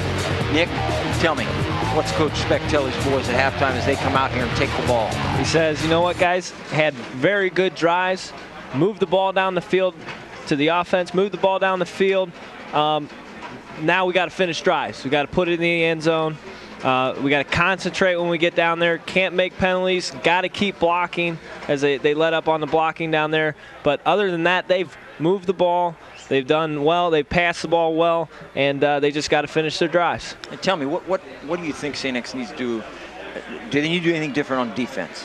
On defense side ball, they don't need to. They just need to quit making those penalties. On that last drive by Covington Catholic, they made a 15-yard face mask penalty, which moved Covington Catholic into their zone. And then on third down and long, they made a defensive holding penalty that helped Covington Catholic get a first down. So I think what they need to do is quit making penalties, stick with their game plan, because Covington Catholic only has 86 yards in 24 plays. So they just need to stick with what they're doing, not make those penalties. Coach Joe Rodenberg for the Covcath Colonels has been on this side of the river. He came to Covcath from McNick High School, where he had great success and really turned the program around. But I believe, if my memory serves me, he came to McNick from LaSalle as an assistant, so he's used to tough, knock 'em down GCL matchups, and so I think he's going to come out loaded for bear. He is, and they had a very good first half on the defense side of the ball. They bore down and bear down in the red zone, and they held St. X to a missed field goal, and then what impressed me was their offense came back out on the field after their defense gave up a touchdown, and they moved the ball down the field in 8 plays, 55 yards, and a minute and 49, and they got a field goal, and they're right in this game. They're only down one possession, and they have to be happy with that. He told the guys, hey, let's hang in there. They probably made a couple defensive adjustments, try and stop Darius Ashley, who's got 19 carries for 108 yards and a touchdown tonight, and I know they'll be keying on him. So I think the key is for Morris to try and get a couple more short passes completed, as he was 5 for 10 in the first half, and I think St. Xavier will be all right. But Covington Catholic's right in this game, and St. Xavier's got to come out and play a good second half. You know, Nick, St. X doesn't get a chance to relax in their schedule. They played Lakeland, Florida. They played Lakewood St. Edwards, #1 team in Cincinnati. They played Cathedral from Indianapolis, #1 team in Indiana. Lakewood being #1 team in Ohio, excuse me. And they just have tough games all the way through this schedule. They do, and Covington Catholic's no slouch here, as Covington Catholic's one of the best teams in the state of Kentucky. And and they only lost to the other Panthers 13-3 on this side of the river, so they definitely know how to play with the GCL teams. I think what they need to do, I think the second half, though, is going to favor St. Xavier a little bit, as the running game has been on again tonight. They've rushed the ball 25 times for 130 yards, and Covington Catholic's only been able to rush the ball 10 times for 39 yards. And rainy weather like this, you've got to be able to control the ball by running it. And so I think St. Xavier is going to have a little bit of an advantage. I agree, and the rain is picking up. Seems like it's just getting steadily harder as we go into this second half. And the clock has run out, and we're getting ready to start. Refs are starting to take their positions. Guys are going through their last few stretches and warm-ups and get looses and what have you. And it looks like Coach Speck is still questioning that whole defense holding call down here as he's talking to the referees. Coach Speck is trying to, I think, stake his claim here in this game. He wants to say, don't let this go away from me here. No more of those kind of calls this half. I'm gonna be in your ear. But Coach Speck, ever since he's taken over this program, has done a heck of a job filling into Coach Rasso's shoes, who's a legend at this school. And obviously, he's only had one regular season loss in the record books. Now 2 if you count him losing to Lakewood St. Ed, but the forfeit. He's been fabulous. He's a great guy, and he's not down there giving the refs too much trouble. He's just asking what happened so I can tell my kids what not to do. And if you consider what Speck has accomplished in terms of football, maybe his greatest accomplishment never shows up on anything, and that is his relationship with these players and what these players walk away with when they leave St. X, having been with Coach Speck, and the kind of relationship he builds between he and the players, but also between the players themselves. And if you ask any player that has gone through this program within the past 7 years, 8 years, as long as Coach Speck has been here, they say he is a great football coach, but an even better guy. As every player can go through and say what a great guy he's been. You know what? He may get on him in practice. He may scream and yell his head off, but at the end of the day, he forgets about that, and he loves every kid down there on that football team. He sure does. St. X has a gym. I'm honored to teach with him, and he's quite a benefit to this whole faculty and this whole community. Yes. I'm Bill Schlater, and Nick Van Zyl is at my side here. We're ready to take you through the second half of this high school football game. This rainy high school football game. I'm glad I'm in the booth. This rainy, windy, and getting a little colder high school football game. Fans seem to be staying faithful, though. The umbrellas are up. They're hanging. A lot of them are standing on the plaza there. But I think they want to stick around and see what happens. It's 10-3. The defending state Ohio champions are in a battle right now, and they need to come out and stake their claim. Say, hey, this is our home field. You're not coming in here and moving us around. And I expect to see St. Xavier's defense come out pumped up, ready to go. As that one hit by Fred Craig in the first half kind of got the sideline going, kind of got the defense riled up, and they're a little more enthusiastic than I think they were at the beginning of the game. So I expect them to come out and go 3 and out, get the offense ball, make Covcath punt into the win, and move the ball down the field. Danny Milligan's ready to do this, get this half underway. He's set that ball on the 40. He's ready to kick it, and it looks to me like Joseph Castaneda is down in the end zone waiting for it. The ball might fall short, and we'll see a run back as he takes it on the 3-yard line. Cuts right up the middle, jumps over one tackler, and is hit hard by number 95, Joe Richter, just at about the 20-yard line. The kickoff coverage has been a lot better since the opening kickoff against Lakeland that was taken back for a touchdown, as was previously stated. You know, they practiced that a couple extra reps this week, and they've been on the ball since that return. That's right. That's just something that St. X is going to refuse to put up with. They're not going to have that happen. Josh Blazer steps back under center here. We got splits both ways. There goes Brown up the middle. He's hit real hard at about 2 or 3 yards into his run by Tim Burke and Nick Schneider. They were on top of that one. Blazer had a nice first half. He was 7 of 14 for 47 yards. Again, it was those quick passes, quick drops, and it's getting tougher and tougher to throw the ball here. Brandon Brown on the ground again for 42 yards now. You're right. Blazer's a real well-composed quarterback. It looks like he's controlling things well out there, uses his voice well. Everybody hears him, and they listen. Got a bit of a rush going. The flags are thrown and stopped that play mid. A false start on the right guard. Nick, you see it all. Try. Brandon Brown once again was heading around the left side. And what they're doing is they're pulling Daniel Heath to the left side, and Brown's getting right behind Heath, and again Hudipole, and those big boys up front just keep moving back the St. Xavier defensive line. It's got to be a temptation for a pulling guard to jump a little early and try to get a head start in front of these fleet halfbacks. That's what I was thinking. Blazer under center again, fakes a handoff this time, throws very short as Evan Miller was right on top of Blazer. As soon as Blazer turned around to throw that ball, Evan Miller was in his face, and Blazer just had to unload and threw it into the into the turf here at St. X. It was a little misdirection play as they had the whole left side of the line pulling, hoping that the St. Xavier defense would go with the line and go to the left side. Quarterback turned around, and there was Evan Miller right in his face. Didn't fool Evan Miller. Takes a lot of discipline for these guys to stay home and play their positions. All right, we're setting up again. We got wide receivers way out, one on each side. 3rd and 13. Got a man in motion there. Blazer's going to throw the ball. He does so. Bovard makes a catch, a nice catch. That'll be just short. Yep, we're going to be about maybe a yard or two short of a first down. Somebody told me about Bovard. They weren't kidding. He's made some great catches tonight. He's got 3 catches now for a total of about 24 yards. You know, he runs been clean, crisp patterns. He's always right where he needs to be. Sure is. Blazer's getting it to him. So here's another punt into the wind. Exactly what the St. Xavier defense needed to do. Scheidler's back.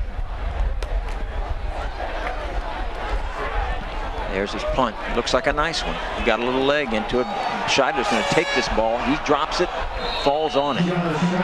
Well, good thing the coverage team gave him a little room to make that drop, but he picked it right back up. Did the smart thing. He didn't try to pick it up and run with it. He just dove right on it. Yep. And that's what you're going to see out of St. Xavier. Good fundamentals. Now here comes that St. Xavier offense. In this rain, I have a feeling they're going to stick with number 8, maybe? You got to. That's a no-brainer, I would think. But there's other people who know a little bit more than me, I think. Again, Darius had 19 carries for 108 yards in the first half. Stefan Ball is split wide to the right. We didn't see him on a regular offensive set in the first half. John Scheidler split to the left. Morris under center. Darius stutter steps, takes the ball, goes out about 3 yards. You know maybe what? 3. Ever since the start of the game, Darius was cutting up Covington Catholic's defense, but lately they've been penetrating that line and getting to them quick, hitting them quick, and bringing them down, gang tackling. Right. They're making adjustments. They're a smart team. They know what's coming at them. St. X is going to have to overpower them. They're going to have to overpower them, and then once in a while they're going to have to be able to run around them. And Darius is the guy to do that. He's going to be able to do that. Ball to the left, Scheidler to the right. Darius up the gut again, and they're not going to let him have it. He may have gained it. There's a penalty flag on the 2 yards. I think there's going to be a holding call. A holding call on the right side of the St. Xavier line, I believe. They'll move it back 10 yards. That's an atypical play for a holding call when it runs up the gut. Usually you don't get them there. You usually get them when you go outside or when it's a pass play. Especially when that flag came from the side judge. Right. From the sideline judge. A lot of times they're going to let a lot go when it's right there in the pits between those offensive and defensive linemen right on the line of scrimmage. Again, Coach Speck asking for an explanation so he can talk to his guy and say, hey, look, can't do that. Well, those holding penalties are huge. Comes back 10 yards, and now instead of 2nd and 8, it'll be 2nd and 18. 2nd and 16. Yep. Here comes Stefan Ball. John Scheidler to the right. Stefan Ball to the left. Shotgun. Patrick Burning runs underneath. He's in motion. Stefan Ball runs inside. Morris is going to run with it. He does for a gain of about 3 yards before he's stopped. I think Coach Speck wanted him to throw the ball because they had ball wide open for the screen. He ran underneath everything, and either Morris didn't see it or he saw something he didn't like right there. He was looking right at him, and you'd have thought he'd have been able to let go there, but and then Ball came back and made a great block. After not getting the ball on the screen, he came back and made a nice block, allow Morris to get a couple extra yards. Here's a big play. St. X just needs to hopefully pick up the first down. If not, move it out towards the midfield and then punt the ball. Right, where they can get it down and makes Covcath a little uncomfortable here. Great coverage there. He throws it. Good catch by number. It's hard to understand a play like that on 3rd down where they pass for 2 yards, but a great catch by number 86, John Scheidler. Let's watch this again. Wonderful catch. Threw it right over his right shoulder. Scheidler makes a real nice catch out there, being covered and harassed out of bounds. But again, that was just one of those plays where you want to move it a couple yards, give your punter a little more room. hopefully now we pin them down inside the 20, and then the defense come back and out and do their job. 2 men back for Covcath. And there's a nice spiral punt, a little shorter than he drops the ball. He drops the ball, but he picks it right back up when he's hit. So Fred Craig and Tyler Gagner were right on top of the receiver. Great coverage. Dropped that ball, and everybody got just a little hungry right there. But great coverage by the St. Xavier punt coverage team. Again, now punt them down, pin them down here, and defense's job to keep them down here, 3 and out. And again, they're winning the field position battle right now. Covington Catholic wants to move this ball out and then punt it or go down the field and take back the field position. You got 2 wide right and one split to the left. Evan Miller's heading in real hard. Brandon Brown goes right up to, looks like off left tackle. Again. That's their bread and butter play right there. St. X keeps bringing Evan Miller off the left side or off the right side of the offense, but they just keep running away from the left side. And as far as Evan Miller can get in, he can't get in that far. Brandon Brown now has 11 rushes for 42 yards, 47 yards. Bobby Stern checks into the St. X defensive front line. Looks like we have another equipment issue on the field. Helmet problems there, which is a pretty regular occurrence as hard as these guys knock into each other. Now what St. X needs to do here is allow no yards on this play and then come up with a big play on 3rd down and make Covcath punt the ball away into that wind again. Exactly. They got to take advantage of this wind during the 3rd quarter. They're going to be heading the other direction here afterwards. So they need to stop now. They've not gotten Blazer in the backfield yet. Fred Craig sneaks up. Here he comes. That's false start on the left side of the line. He's got to make people nervous, you know it? You get Fred Craig breathing down your neck, and I think somebody's going to jump. You almost wonder if that's a planned play, if Craig will relax now and say, okay, I got him for 5. I'm going to step back now and play my spot. That's another penalty that kills you. You get a nice run on 1st down, 4 yards, and then you commit a penalty like that, moves you back 5 yards instead of 2nd and 6. It's now 2nd and 11, and you're looking at probably a pass play now instead of a run up the left side. Yeah, you never know with Brandon Brown. 2nd down, they may send him, but Blazer's not afraid to pass the ball, and St. X hasn't picked him yet. Sure enough, he's going to throw the ball. This guy's tight end wide open. Yep. And boy, that's a nice play right there. He's good at finding the holes. Sutton is right in the middle of the defense. He found a nice seam, and Blazer hit him right away. As soon as he turned his head, the ball was there, and Sutton, being the great tight end that he is, makes the catch and turns upfield as soon as he catches it. Sutton protects that ball really well as Jerry Riley made that initial hit. Fred Craig came in and helped him. Ross Moran from that backside. Sutton's 6'4", 240 pounds, and that's a pretty good size for a tight end. Nick, do you know if he's signed to the D1 school? I do not. I heard he is being looked at by a couple, though. I got to believe Kentucky's one of them. Gotta be. Maybe Louisville. They need help. Here we go. 1st down now for Covcath. Moved it out to the 40. Blazer hands the ball off. They stop him dead right there. Look at that, 11 bombers on the ball carrier. I believe that was Alex Wise there. Excuse me. I believe it was Alex Wise running that ball. He's listed as a tight end, but he steps back into a fullback position as well. Actually, I think that was Brandon Brown again. No, I think Brandon Brown was standing out watching on that one. All right. Down under center, there's Wise again in motion, shuffling across. Fakes a handoff to Brown. He's going to run around the left side. He's got a little territory to move there. Wow, that steps out of bounds before Craig. There's a gain of about 15 yards right there. St. Xavier defense did not keep contained on the left side, or on the right side of their defense. They bit hard on the play action fake to Brown, and that allowed Blazer to get outside and get a nice gain of about 20-some yards. There was no one out there to stop him that time. He went unhindered for 15 yards. In fact, I don't think he was touched at all until he stepped out of bounds, and Fred Craig gave him a nice pat on the back. But they got the ball at the 44-yard line of St. X right now, and they're driving. They got a little momentum going. Wise in motion again. Blazer's going to pass, and he's going long, and it's picked right there. It's picked right there, nice and clean. by Ross Moran on the 25-yard line, maybe about the 23-yard line. He makes a Brown. Here's that play coming again. Blazer puts it up there. Blazer put it short, and Moran did a great job of finding the ball, going and get it, meeting it at its highest point, so he didn't wait for it to come down to him and let Bovard come back and make a play on it. And Kurt was running down the field, the sideline, and Blazer just underthrew him, and Moran did a fabulous job of finding the ball and going to get it. That was a good job of defense. He was on that receiver all the way until that pass was thrown, and then he played the ball. Very nice job.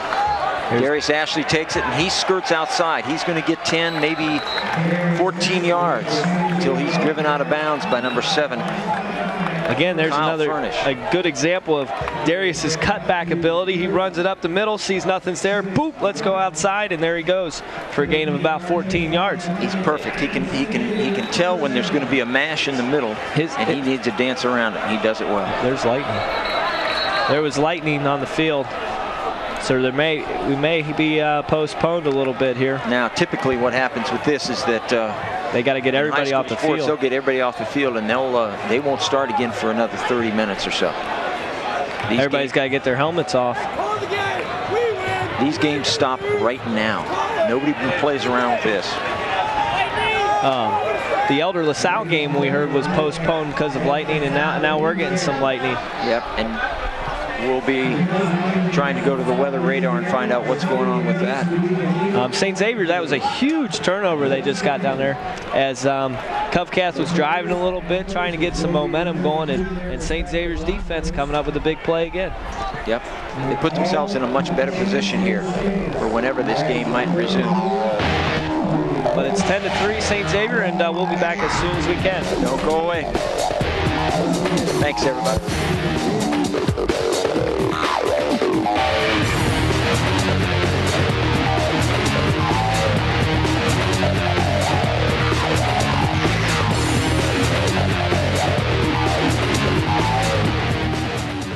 There are many kinds of heroes. Some are celebrated, and some, like the Shriners, are less well known. I see them in the parade, and I feel like saluting the entire organization.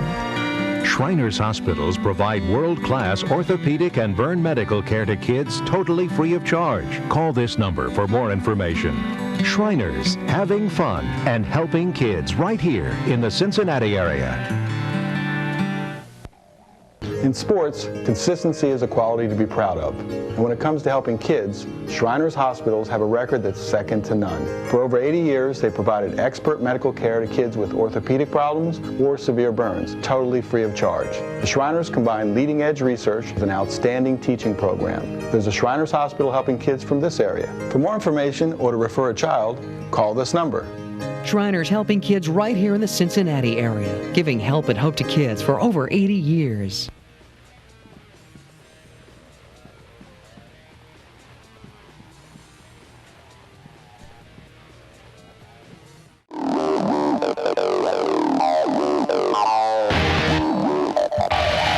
Darius Ashley is the bomber ball carrier, carries out to about the 40-yard line. Castaneda and Flynn in on the tackle. Second and about 5.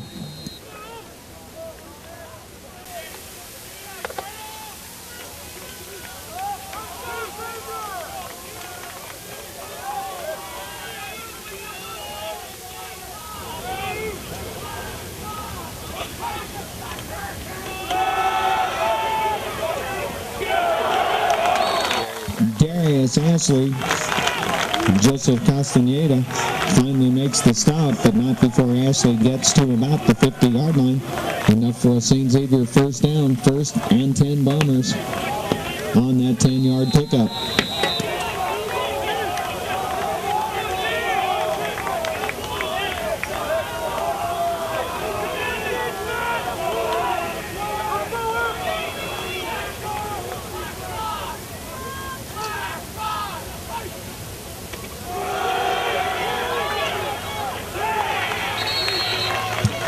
Scheidler on the carry for the Bombers. Patrick Hayden, Sam Flynn on the tackle. Second and about 7 from the Covcath 47.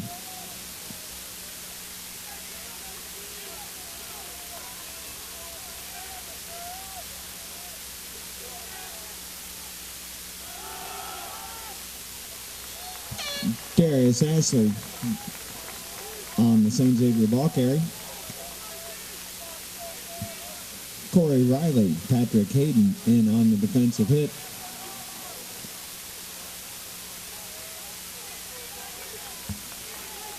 Third and about 4.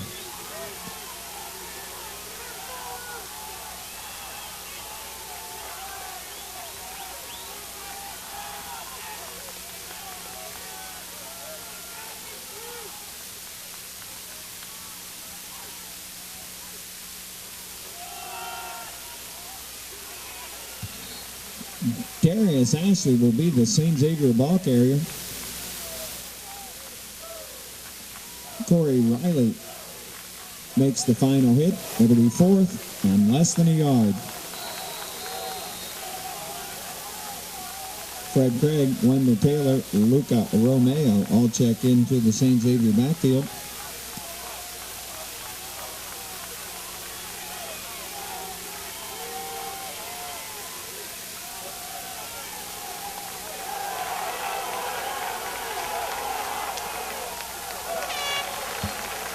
Darius Ashley breaks through for St. Xavier.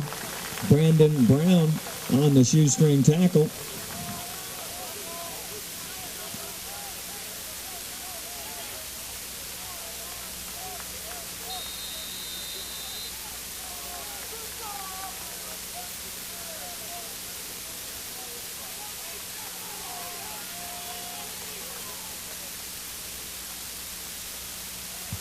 Yard pickup on the play.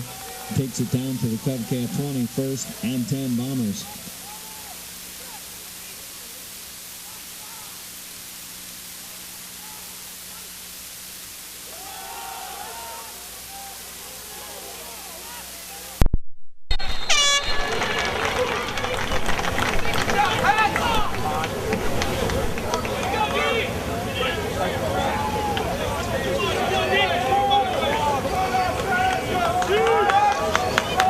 Romeo on the ball carry. He picks up about 2 yards on the play. Call it 2nd and 8.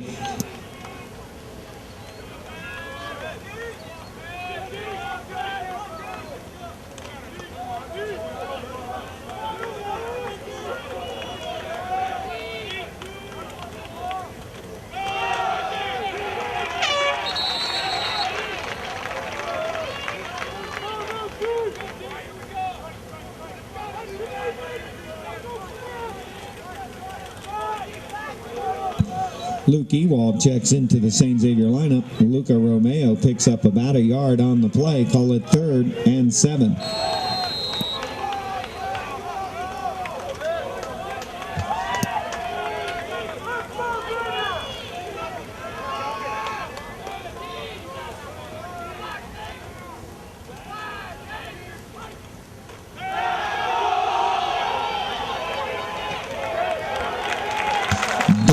Ashley on the draw play, carries over the 10-yard line.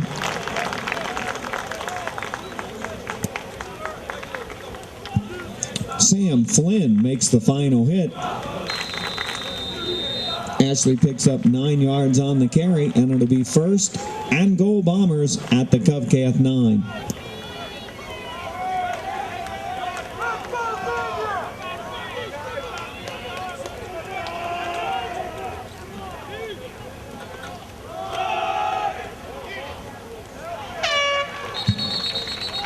Darius Ashley.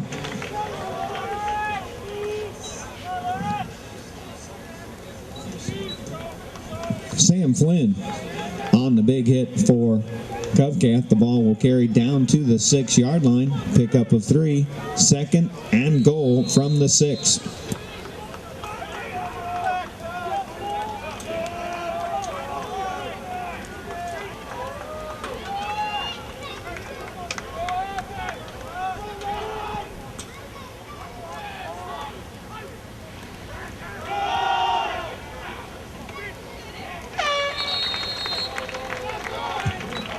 Darius Ashley carries the ball down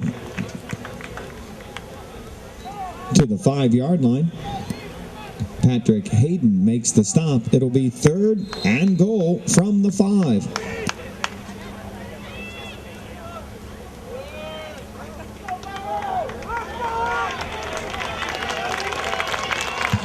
That will be the final play of the 3rd quarter with the score, the Bombers 10 and Covcath 3. Who is Waycross Community Media? Waycross provides public, educational, and government access to the communities and its residents of Forest Park, Green Hills, and Springfield Township. Programs shown on Waycross are produced, directed, announced, and run by people just like you. To get involved, call Waycross Community Media at 825-2429 or check us out on the web at www.waycross.org.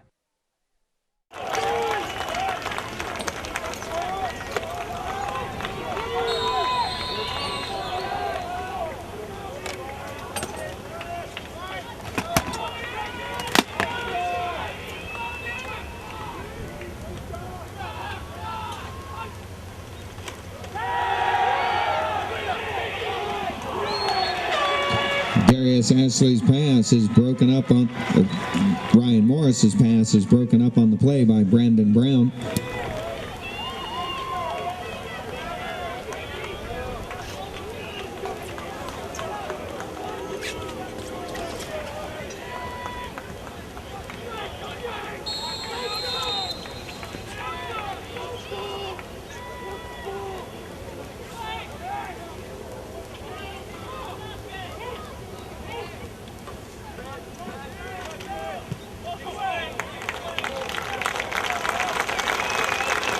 Milligan converts the field goal for the Bombers, and with 11:52 remaining in the game, it's the Bombers 13 and Covcath 3.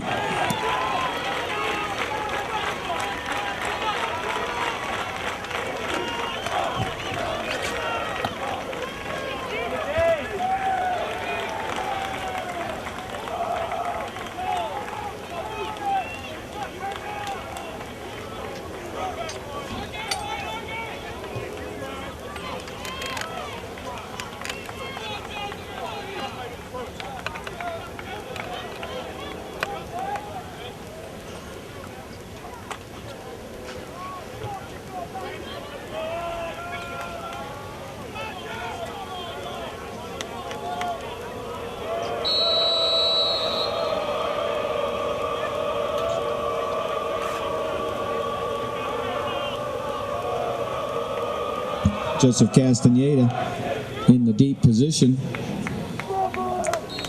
Danny Milligan's kick carries into the end zone. 1st and 10 Covcath at their own 20.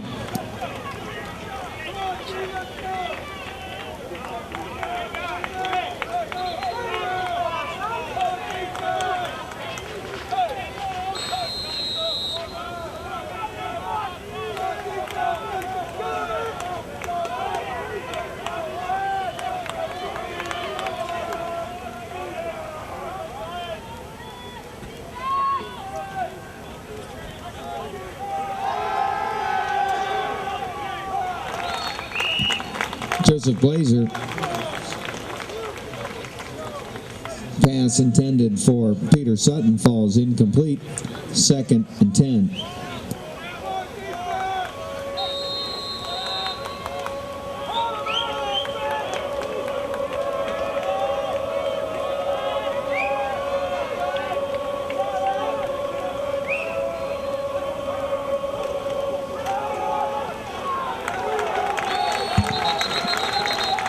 Brandon Brown is the ball carrier. Joe Richter on the bottom of the pile for the Bombers.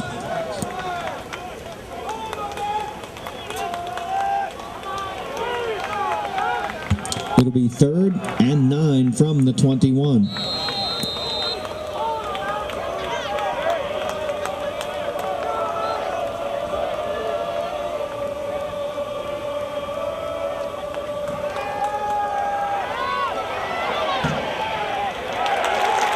Josh Blazer is dropped behind the line of scrimmage by Patrick Muldoon. Muldoon on the sack for the Bombers.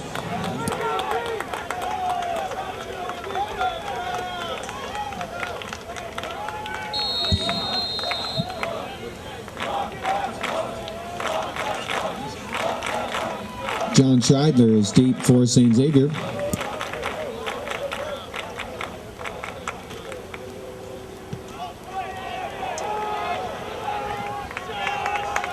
Josh Blazer on the punt that will carry out of bounds at the St. Xavier 48-yard line,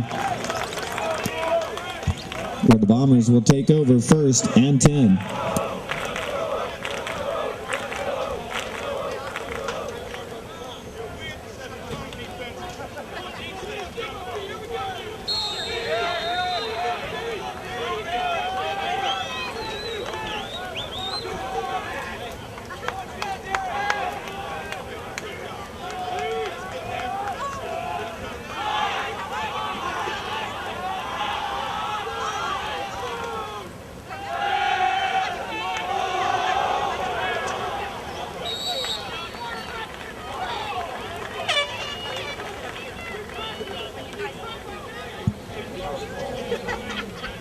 Brandon Brown on the coverage. Morris's pass falls incomplete. 2nd and 10.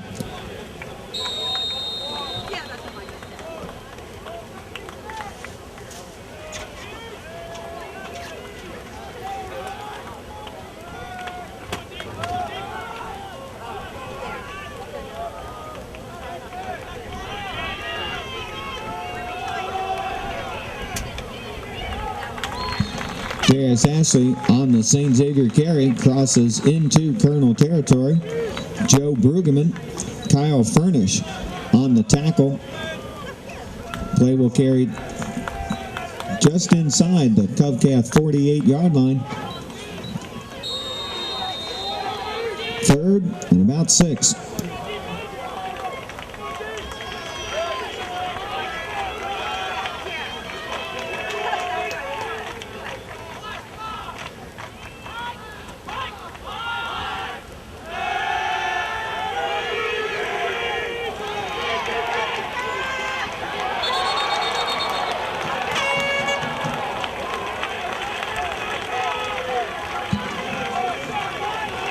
On the screen pass, Luca Romeo knocked out of bounds. That's a loss of about a yard.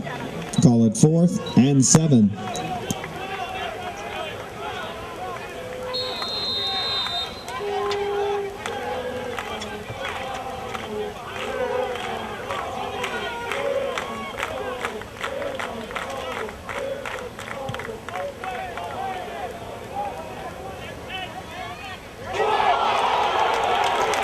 Danny Milligan on the Bomber punt. There is a fumble on the fair catch call. And the Bombers have recovered. Tyler Gagnon on the recovery for St. Xavier. 1st and 10 Bombers at the Covcath 17-yard line.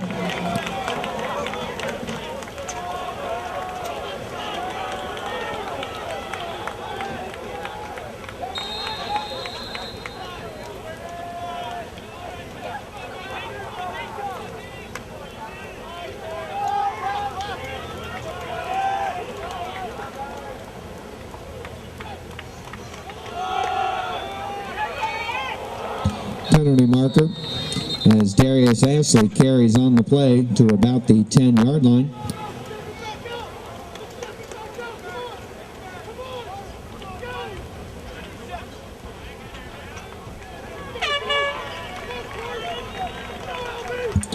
Personal foul whistled against the Bombers.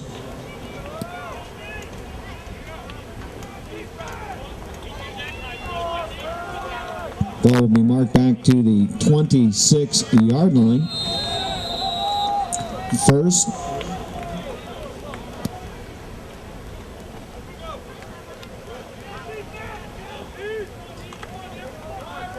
First and about 18 for the Bombers.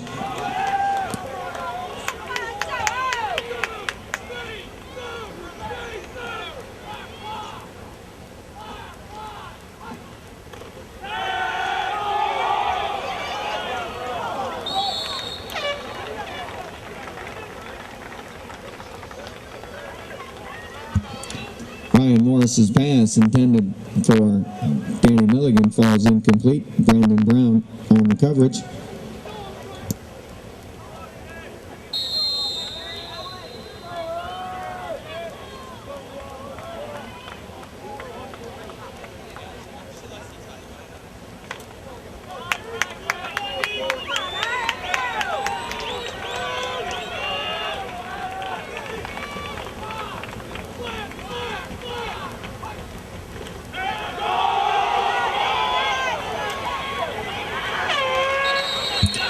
Darius Ashley is the Bomber ball carrier. Will Geisen with the big hit for Cov-Cath. Carry goes down to about the 25-yard line. Call it third and 17.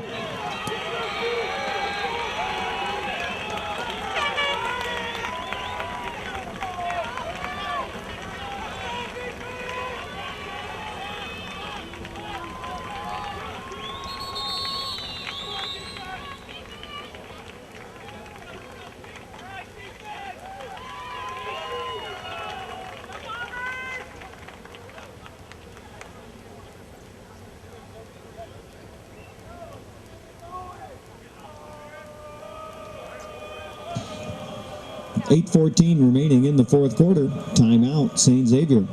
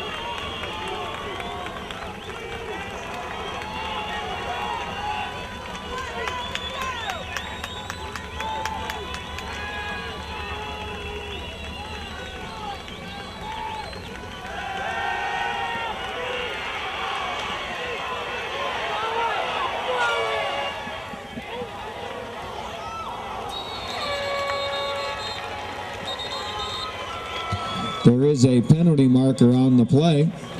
Morris's pass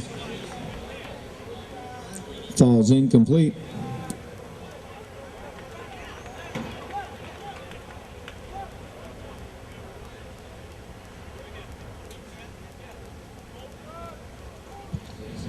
Holding whistled against St. Xavier.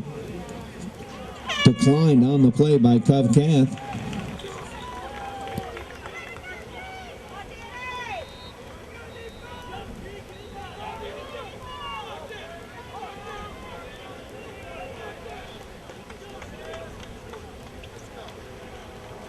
Danny Milligan on to attempt the St. Xavier field goal.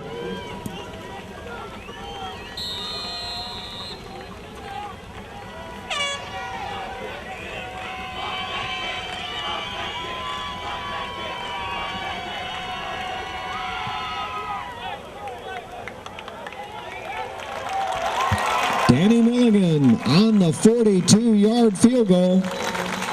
7:58 remaining. It's the Bombers 16 and Cov-Cath 3.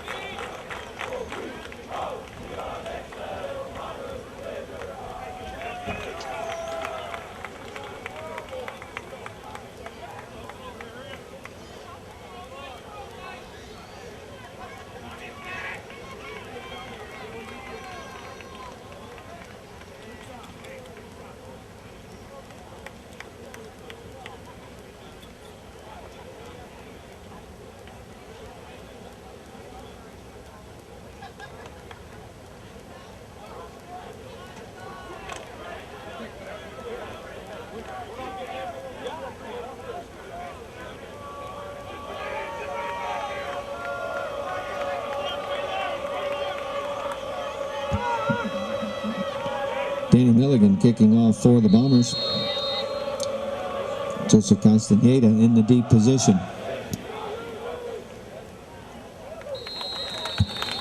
Kickoff carries into the end zone. 1st and 10 Covcat at the 20.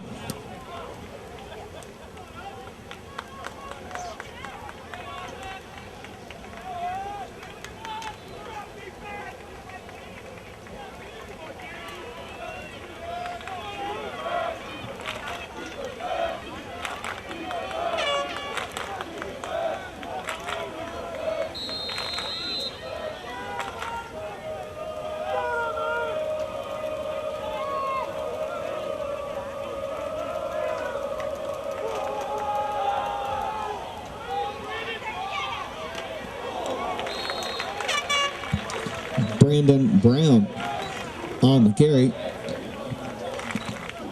Joe Langen, Nick Schneider, and Fred Craig deliver the hit for the Bombers. 2nd and 4 from the 26.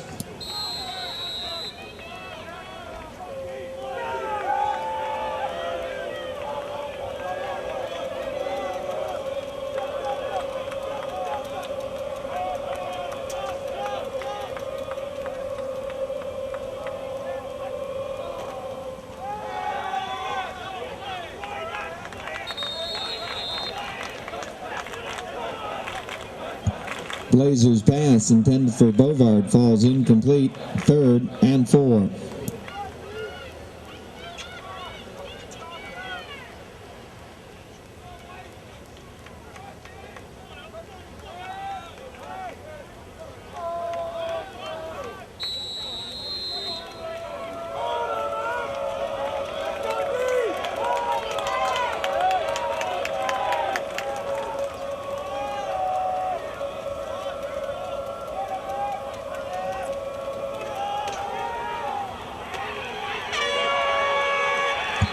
Brandon Brown on the carry.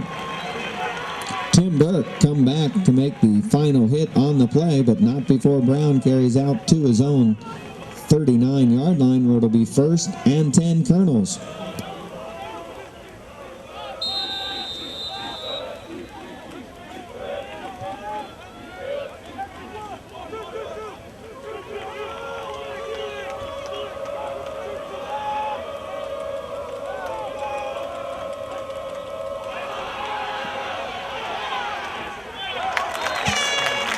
Freddie Craig on the defensive coverage knocks the pass away. Evan Miller on the quarterback rush.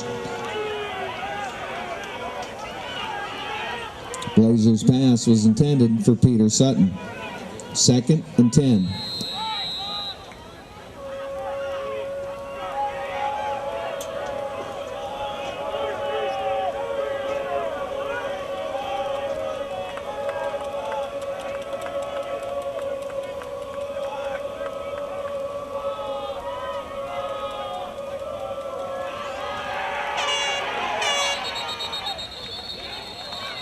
Penalty markers on the play.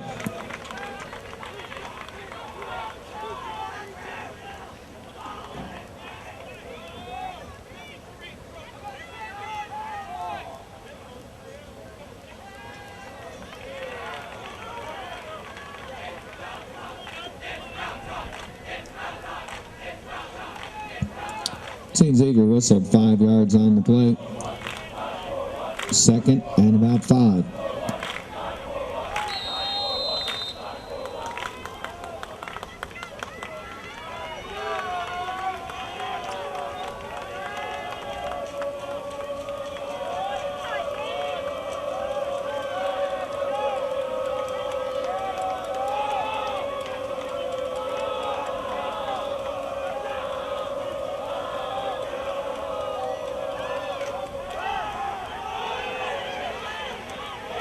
Shovel pass to Brandon Brown.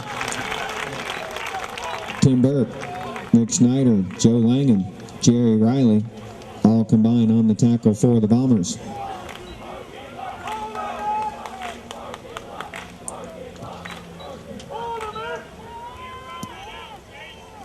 Third and about 5.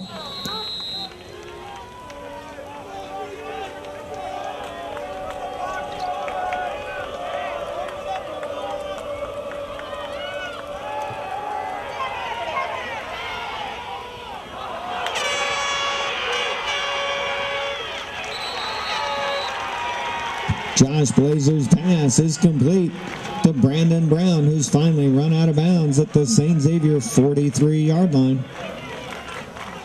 Will Volk will check in for the Bombers. Freddie Craig on the hit for St. Xavier. 1st and 10.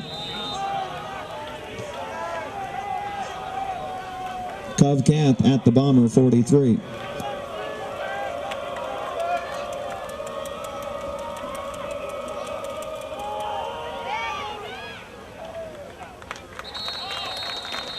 Brandon Brown on the carry.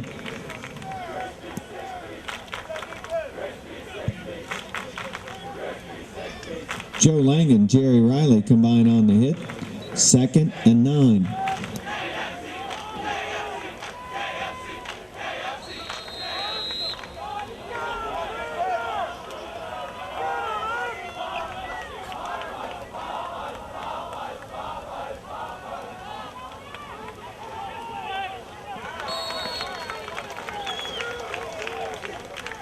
Blazers pass intended for Bovard falls incomplete. 3rd and 9.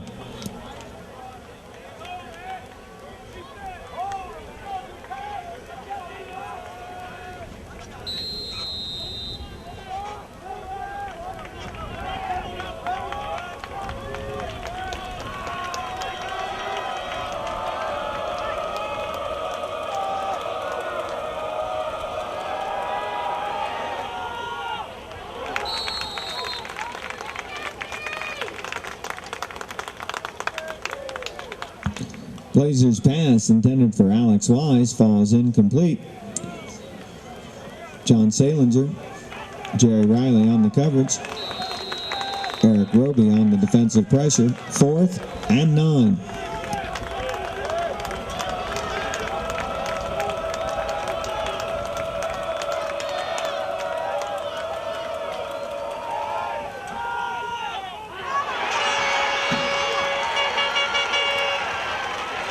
Josh Blazer's pass is complete to Peter Sutton.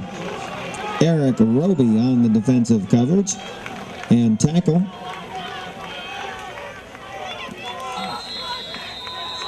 Pat Muldoon checks into the Bomber lineup.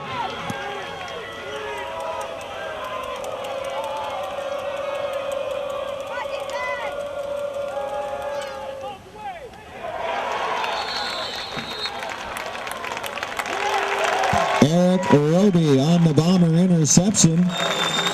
And St. Xavier will take over 1st and 10 just outside their own 21-yard line.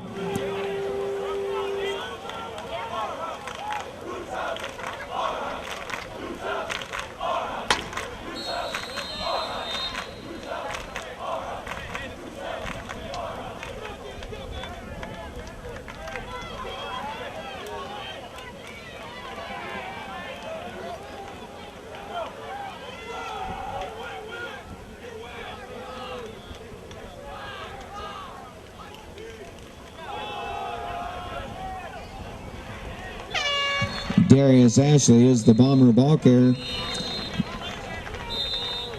Officials timeout for an injury. Joe Brueggemann, Sam Flynn on the defensive hit for Covington.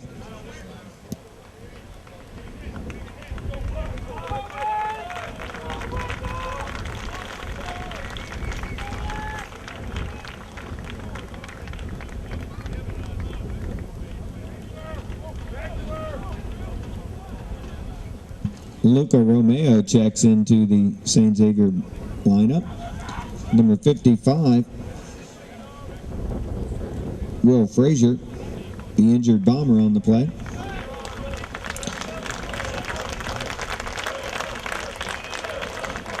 Billy Rumpke checks into the St. Xavier lineup.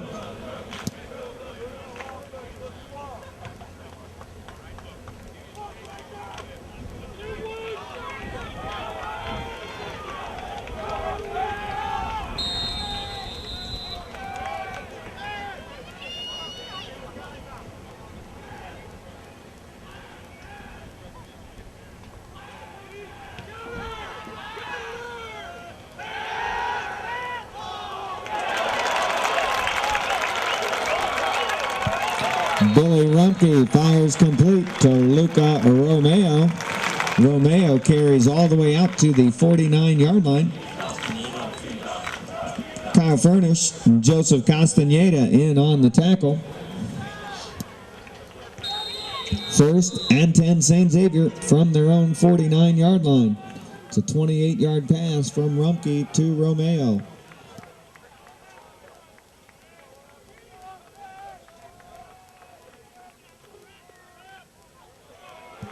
Luca Romeo moving the pile ahead for the Bombers.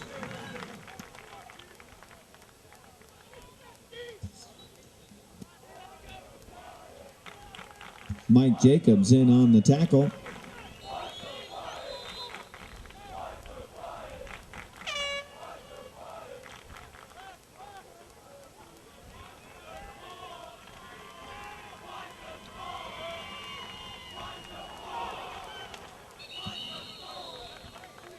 There's a fumble in the backfield. Luca Romeo recovers it for St. Xavier. Play will move back to the Covcath 46-yard line. Will be 3rd and about 5.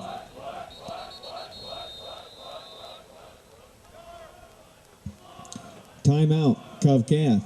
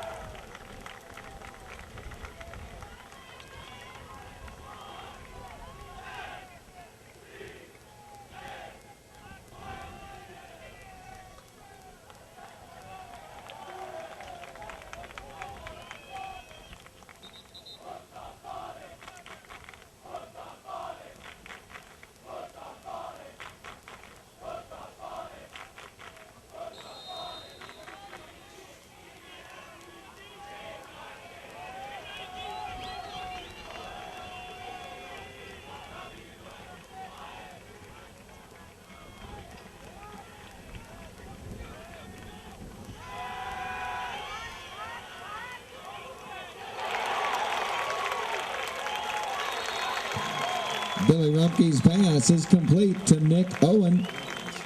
Will Geisen makes the hit for Covcath. The Bombers 1st and 10 from the Covcath 23-yard line. 23-yard pickup on that play.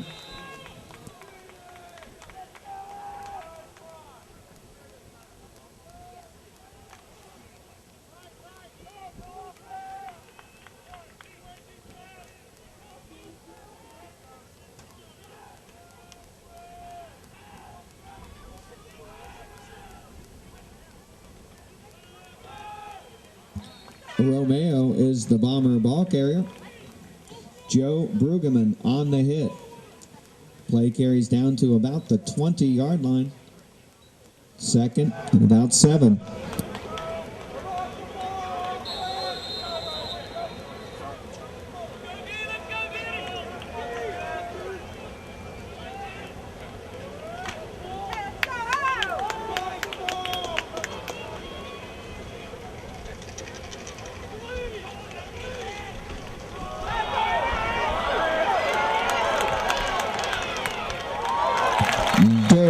Ashley on the St. Xavier carry.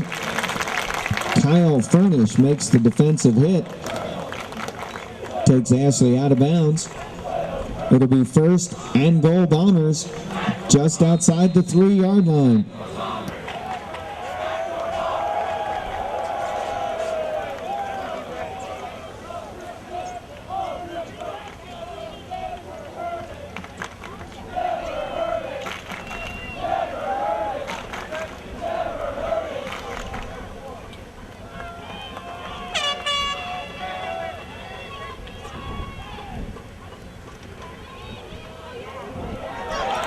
Luca Romeo, 3 yards and the St. Xavier touchdown.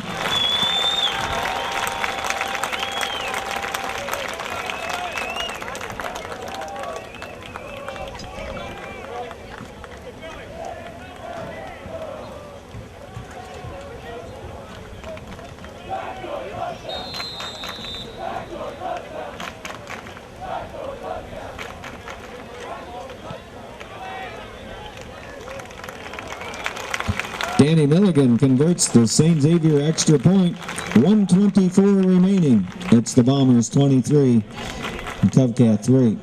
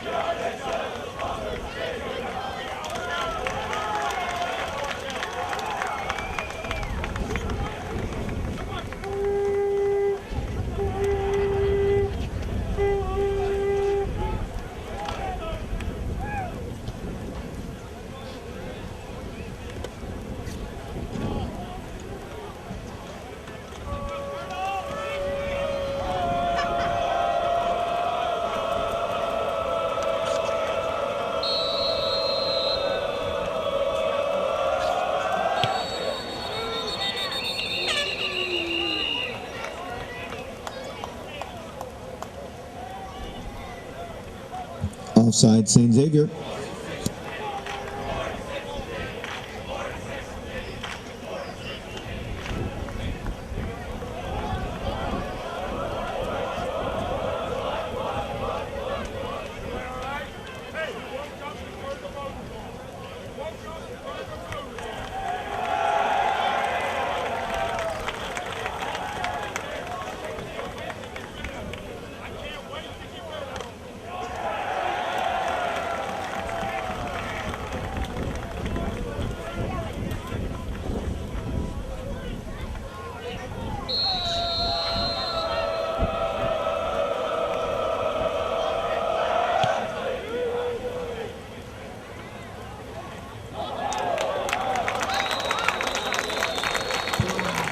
Danny Milligan's kick carries through the end zone.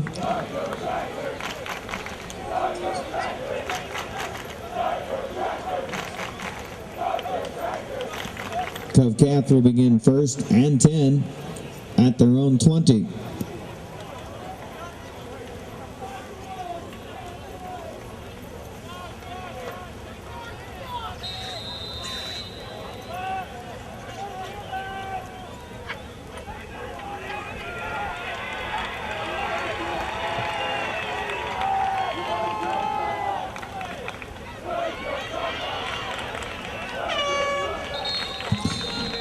Josh Blazer's pass is complete on the play to Jay Scanshirt.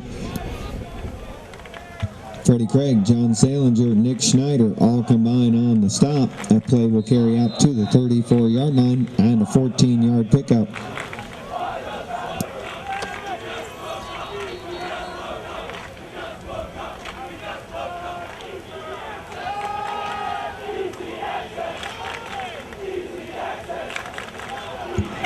Blazers pass is complete to Peter Sutton. Nick Schneider in on the stop with Tim Burke. 2nd and about 5.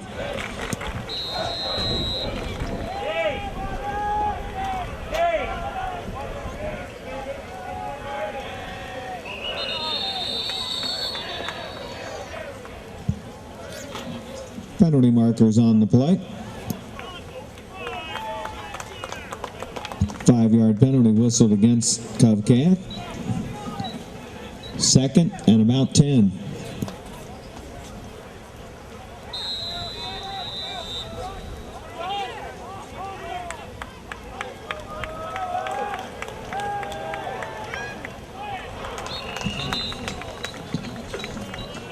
Blazers pass intended for Alex Wise falls incomplete. 3rd and 10.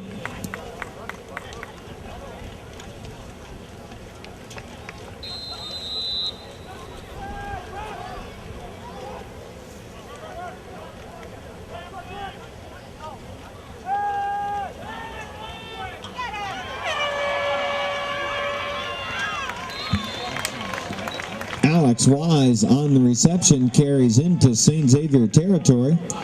Ross Moran and Nick Schneider make the tackle for the Bombers. 1st and 10 Covcat. At the St. Xavier 49-yard line. Ryan Omer checks in for the Bombers.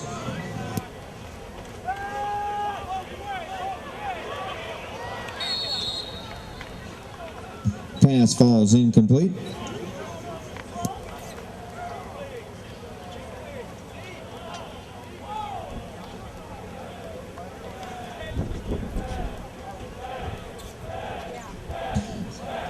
Pete Lees checks into the St. Xavier lineup. Lees checks in for the Bombers.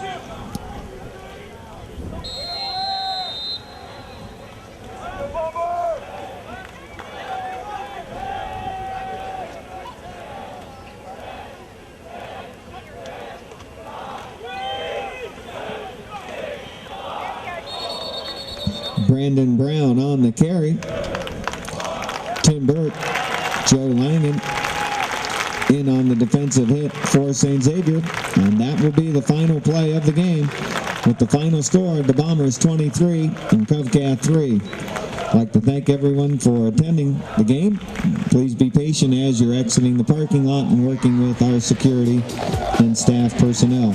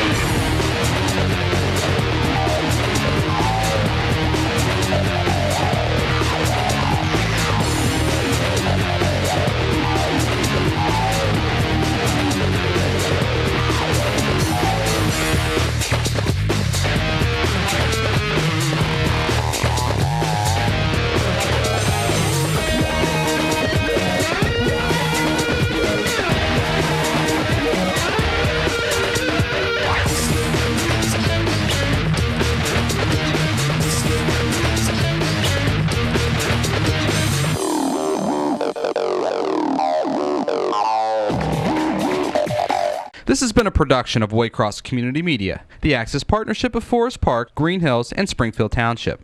Opinions expressed are those of the program's participants and do not necessarily represent the Community Programming Board, volunteers and staff of the Waycross Media Center, the community governments, or the cable company. If you have questions regarding this program, or if you would like to participate in the activities of Waycross, call 825-2429. Or write Waycross Community Media, 2086 Waycross Road, Forest Park, Ohio 45240.